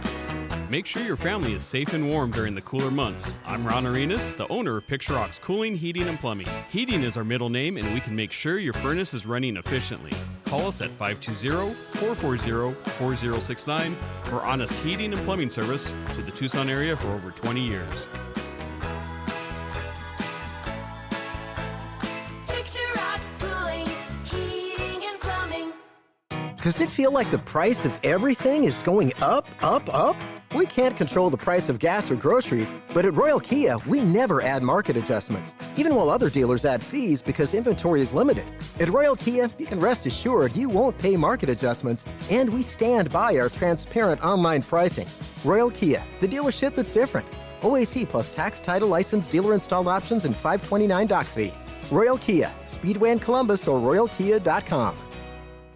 Broadway in Tucson presents the Rockin' 2023-2024 season featuring 8 blockbuster productions including Disney's Aladdin, The Book of Mormon, Hairspray, and Chicago. Enjoy the Southern Arizona musical premieres of Tina, the Tina Turner Musical, Ain't Too Proud, The Life and Time of the Temptations, MJ the Musical, and Mrs. Doubtfire. Secure your choice season tickets today and get the ultimate in flexibility and the lowest prices all season. Visit BroadwayInTucson.com and secure your season tickets today. Here's an important message from University Termite and Pest Control. The weather is cooler here, and so pests are seeking alternative housing. Do you need a professional? University Termite and Pest Control has been serving Tucson since 1974. You can be assured University Termite and Pest Control will keep you pest-free using the most responsible products and application methods. 28 school districts, 3 hospitals, 2 colleges, 1 university, and thousands of homeowners trust University Termite and Pest Control for the past 50 years. You can too. University Termite and Pest Control. Find us online at bepestfree.com. Caruso's, a Tucson tradition since 1938, located on historic 4th Avenue. For 4 generations, Caruso's handmade sauce has been prepared with love by a family member, using only the best ingredients. Enjoy specialty Italian dishes like lasagna al forno, chicken tetrazzini, real Italian sausages, spectacular pizza, as well as many vegetarian options. Caruso's offers outdoor dining on their garden patio with indoor dining also available. Open Tuesday through Sunday, with all your favorites available for takeout. For more information, call 520-624-5765 or visit their website at carusositalian.com. Frog and Firkin, a standout among the bars and restaurants in the University area. Frog and Firkin does what very few pubs can, combine a festive atmosphere and great beer with a menu that could stand on its own in any restaurant setting. A sports enthusiast dream with over 30 TVs, 30 beers on tap, and over 100 import and domestic bottles. Daily drink and food specials, and the kitchen is serving until 10. A standout in the University area. Frog and Firkin. Eat local, support local. frogandfirkin.com. Experiencing the Sonoran Desert's natural wonders comes easy at Rockin' Cay. Nestled at the base of the Rincon Mountain foothills, enjoy stunning mountain views up close every day. 6 model homes are now open to tour at Del Webb at Rockin' Cay. Here, life is about more than just beautiful homes. It's about the experiences waiting outside your front door at this new 55-plus active adult neighborhood. LiveRockinCay.com. Designed by nature, built for you. Proud U of A radio broadcast sponsor. Driving the lane, dunking on the competition, and playing as a team. These are things we'll see this season watching our Wildcats play basketball. These happen to be the things you'll also find when you buy your next vehicle from O'Reilly Chevrolet. The only difference is at O'Reilly, nobody gets penalized for traveling. Heck, we actually encourage it. See us on Broadway next to Park Place Mall. Call 747-8000 or find new roads at O'Reilly.com, where you can experience our version of a steal. O'Reilly Chevrolet, more than a great price. O'Reilly Chevrolet. The Meridian Wealth Management Countdown to Tip-Off Show continues on the home of Arizona men's basketball, Wildcats Radio 1290. And the rebound snagged by Lewis. KJ streaking across midcourt with the dribble. KJ trying to drive, does drive inside, lean in, shot up and good over Gaffney. Pretty shot. Been a little bit of a struggle for KJ Lewis over the course of the last few weeks. Tommy Lloyd was asked this week if he felt like maybe KJ Lewis was hitting the proverbial freshman wall, and if he believes in the freshman wall. I don't think so. I mean, I'm very comfortable with KJ on the court, and you look at a lot of our tougher games, where we've hit some real adversity, we've gone to him and he's delivered. So, no, I mean, it's a learning experience for everybody. And, teams are, a little more probably in-depth scouting now and things like that. And, he'll learn how to adjust to that. What do you think about freshman wall stuff?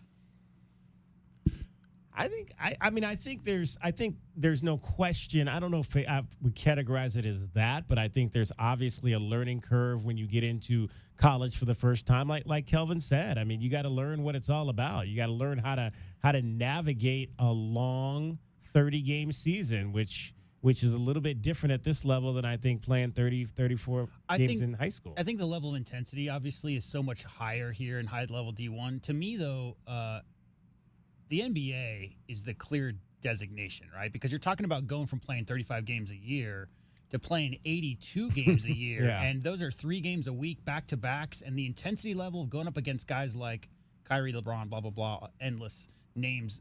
I think I think to me, the rookie wall of a guy hitting their 40th game in their first NBA season is pretty evident. I don't know. I think it's just situational, Kelvin, as far as guys coming to this at this level and then maybe 20 games in their freshman year slowing down a little bit. Well, I also know that it's a thing called the coaches getting the tape. Yeah. And the people starting to respect who you are. I think before he's not in the scouting report, right? And I think all of a sudden now when you're looking at all the plays that he's making and stuff, the coaches are warning their guys, hey, watch your passes around KJ. Yeah. Watch KJ's back doors, because he's jumping in the passing lane. He's getting back doors, getting dunked. So I think it has a little bit to do with the other coaches' game planning, for him because he's made a name for himself. That's a great point. It's like the second time through rotation. If you see a new pitcher and maybe those first 9 guys, DK, that pitcher has success against because he's got a weird arm angle or whatever, and they haven't seen it before. But that second time around, third time around, they got a better understanding of what they should expect. And I'll say this too. The other thing is this, guys. When you start having that level of success, and you're a young guy. And I don't know how many people thought he would have that much success. And maybe he did, but I don't know a lot of people thought he would get playing time. I thought, there are a lot of people may have thought he would have been the guy pushed out. So when you have that type of success, and I've been on campus, I'm laughing. I just thought about, walking around campus as a freshman with all that love, that you're getting and everything like that. And sometimes that could soften you up a little bit, too. Just a little bit. Even a Texas boy? I don't know about that. Oh, even a Texas boy, man. Trust me, man. You walk around there getting all those good pats on the back. I don't care who you are, man. Especially as a young guy, it could affect you just a little bit. Just a little bit. Well, and he got into foul trouble, obviously, in the Colorado game, fouled out. I think in the ASU game, had a couple of early fouls, but then that game for his team got so out of hand that he really necessarily wasn't needed in that ball game. And so I think it's just like I think you said, I think it's been some circumstances to kind of look at how that's gone. Washington, took 3 shots. I think the one thing that really jumps out to me is, he's not getting to the line like he was in some of these games before where you see him going to the line 3, 4, 6 times. He's not. There's 4 of the last 5 games he has not gotten to the line. So I think definitely for him, you want to see him maybe get back to being more aggressive at the offensive end as well as what he gives you, to go along with the defense as well. Well, I think whatever he gives you on the offensive end is a plus. I want that defensive intensity. I want that hustle. I want to see him back in those passing lanes, diving for the loose balls and stuff. That's what I want. I think the points are going to come with that. They're not really running offense for him. They never ran offense for him. So he just got to get back to that hustle, offensive rebound, putbacks, the back doors. The back If there's one dude on this team I want to see back door, it's him. Yes, sir. So yeah, just get back to those fundamental hustle plays. Keyshawn Johnson, another guy who we've seen a little bit more active at the defensive end the last 2 ball games. And Tommy Lloyd definitely wants to see that continue from Keyshawn. It's a great lesson for the younger guys in our program, and that's what you do. You got to respond, and we don't ask these guys to be perfect. We just ask them to respond to adversity, and he did that. I mean, Keyshawn's he's a special person, and he's having an incredible year, and I'm really happy for him. Keyshawn Johnson, again, shooting the ball as well as he has in his career from behind the three-point arc, averaging 36%, his highest total. And the blocks have come really in the last 3 games. He's got 7 block shots in the last 3 games, and it has really helped to ignite transition at the other end for the Arizona Wildcats. So that's something you really like to see from him when he gets active defensively. This team is just so much better. 520-848-1290, last chance for you to get in on the program. Let's examine the things we need to see from Arizona to win this game tonight. Wildcats fans, our keys to the game are brought to you by the Royal Automotive Group. Royal Automotive, the dealership that is different. Keys to the game tonight. Arizona won by 45 points the last time around.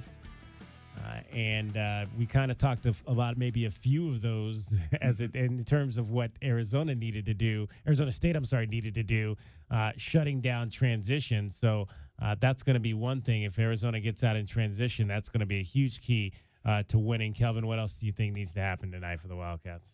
Forget the 45-point loss. 45-point win, and don't take these guys lightly. Don't settle for the jump shot. Get into the lane. And take care of the basketball. You're dealing with a team that loves to steal the ball. Don't give these guys pick sixes, as Mubach says, pick sixes. Don't give these guys those easy buckets. Yeah, my keys, DK, are pretty much the same. Number one, watch out for the handsy Devils. So less than 12 turnovers, 5 last game. I don't expect them to take quite that good care of the ball in this game because 5 is crazy. Number two, you got to crush them on the boards. That's going to be their biggest weakness, and that's going to be what they're trying to do from their end is try to keep Arizona from dominating the board. So I'd like to see maybe plus 15. And 3, patient on offense, just like Kelvin said. I mean, this is going to be a team that's going to try to get in. The only way that the Sun Devils win this game is if they get, an outrageous number of steals, a bunch of breakaways, and they hit a bunch of outside shots. So just be patient, take care of the ball, make solid passes, try to get 2 feet in the lane, and those are my keys to beating that school up north in Tempe tonight. All right, I agree with you. Plus 15 on the boards is always going to be a big benefit for the Arizona Wildcats. And again, if you can get out in transition and not allow them to set up in their defense, those steal numbers for them will be down. So transition basketball, like we saw here, to win by 45, if you can continue to do that, 20, 25-plus points in transition, it's going to be a good night for the Arizona Wildcats. And, again, defend the three-point line, which has been pretty consistent all season long, as something that the Arizona Wildcats need to do because a hot shooting team at home is what we've seen that's led to some of these losses on the road for the Arizona Wildcats when teams start knocking down 10-plus threes. So you got to keep them under 10-plus threes in this ball game. All right, those are the keys for tonight. Wildcats fans, that's our keys to the game. Brought to you by the Royal Automotive Group. Royal Automotive, the dealership that is different. DK, I got a quick question. Yes. How is it we've made it 2 hours and 50 minutes into the show without mentioning Max Strus's name? Yeah. Max Strus on the loose. I was trying to find a good place to bring it in, and I hadn't found that yet. But since you brought it up, Max Strus with the game-winning shot last night. 60 feet to beat them Mavs, Kelvin. Oh, man. It was the second longest game-winning shot in NBA history. Is that right? That's right. I had not heard that. Well, that's the graph I showed you. That text I sent you is the graph of all the long threes ever made in NBA history, and his is marked in as second all-time. I'm charging my phone, so I missed out on that message right there. It's not important. We can talk about it off air. Oh, wow. Okay, I get it. I see that now. No, there you go. 59 feet. I love the money shot like that that's all net, too. Because, I mean, like, that left his hand. It was a jump shot. He's leaning forward a little bit, but about as smooth as it gets. I'm going to have to look that up. I ain't seen it. Was it like Miles from the free throw line? Like, remember Miles against Cincinnati? No, it was just in front of half court. So, basically what happened was the Mavs scored a layup with about 3 seconds left. They inbounded it. Strus inbounded it really quick, got it right back, 2 dribbles, and just let it fly right over Luka. And it was just a pure shot. Oh, yeah, I got to see that. Nice closeout by Luka, though. There to at least make it a difficult. He waved his hand a little bit in the way, kind of. And real quick, speaking of closeouts, my guy Keyshawn got to watch out on the closeouts a little bit, man. He got a couple. I went and looked back at the tape. He's getting real. He's high fiving guys. Oh boy, he's high fiving them. And in college basketball, you got to be careful, man. They look, they really take care of the shooters. So got to give him that room to come down. So he definitely need to look out because I saw it was like 3 times. One of them he got a block. The other 2 he got fouls. All right, this is a Territorial Cup Series matchup tonight between the Sun Devils and the Wildcats. Arizona currently leads the Territorial Cup Series. This is the annual rivalry square-off between the two schools, 5.5 to 3. The Wildcats have gotten wins in women's and men's cross country, women's soccer, of course, football. They split the two teams. The Wildcats won both of the games in women's basketball, and they also took the first men's basketball game. So that accounts for their 5.5 points. The Sun Devils have won both the volleyball matchups, and they won women's triathlon. This was the first year that the Wildcats had competed in that sport. They also won gymnastics this year. So that is where things stand heading into tonight's game. And we got a bunch of Territorial Cup Series matchups. Indoor track and field was this past weekend. We'll update those for you, as well as swimming. And men's swimming and diving is taking place up in Seattle right now. So we'll let you know what's happening and keep you abreast on that as the week goes on. All right. Let's let you know who's starting tonight for the Arizona Wildcats. The foundation of a great college basketball team begins with the starting lineup. Today's starting lineup is brought to you by Rockin' K, a master plan community designed by nature. Well, it hasn't changed all season. 27 games, 27 consecutive starting lineups with the same five guys. Colin Boswell, 6'2", sophomore out of Champaign, Illinois. He's 10 of 12 from the line in his last 5 games. Caleb Love, 6'4", senior out of St. Louis, Missouri. He has made 73 three-point field goals. That was the same number of three-point field goals he made last season, so trending for more this year. Pella Larson at a guard, 6'5", senior out of Nacka, Sweden. Pella needs just 35 more points to reach 1,000 points on his Arizona career. Could get that this week if he has 2 big nights. Keyshawn Johnson at 1 forward, 6'7", fifth-year senior out of Oakland, California. He is 114 for 214 field goals this year.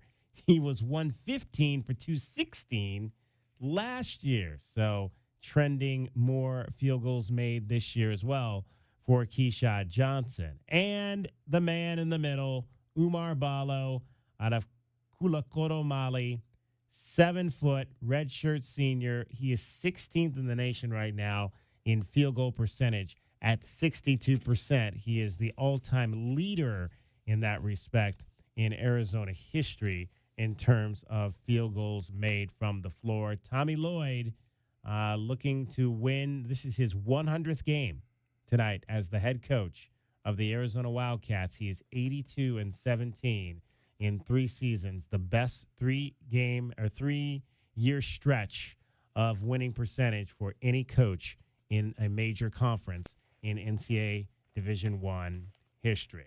All right, that's going to wrap up our show for tonight. Coming up next, it's the Arizona Wildcats and the Arizona State Sun Devils, 8 o'clock tip-off from Tempe's Desert Financial Arena, the spaceship, as I like to call it. We'll be back with you post-game, so join us from 11 to 1. Until that time, bear down, Arizona.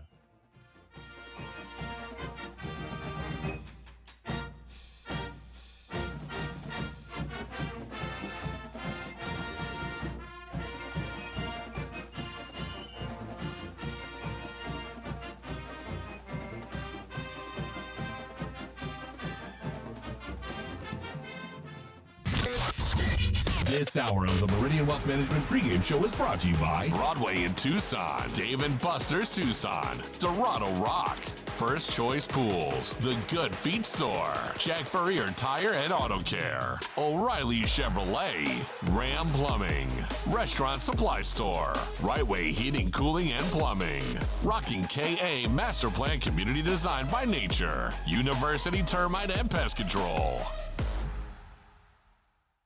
Do you often worry you left the garage door open? With a LiftMaster garage door opener powered by MyQ, you'll never worry again. You can control, secure, and monitor your garage from your smartphone anytime from anywhere through the MyQ app. As an authorized LiftMaster dealer, we have smart openers designed for your needs, including belt drive motors for ultra-quiet operation, integrated camera for live video streaming, and battery backup that lets you in when the power is out. Kaiser Garage Doors and Gates is your authorized local LiftMaster dealer. Visit KaiserDoor.com for more information. At At Nova Home Loans, we believe everyone deserves the opportunity to enjoy the independence that comes with home ownership. Whether you're a first-time home buyer who needs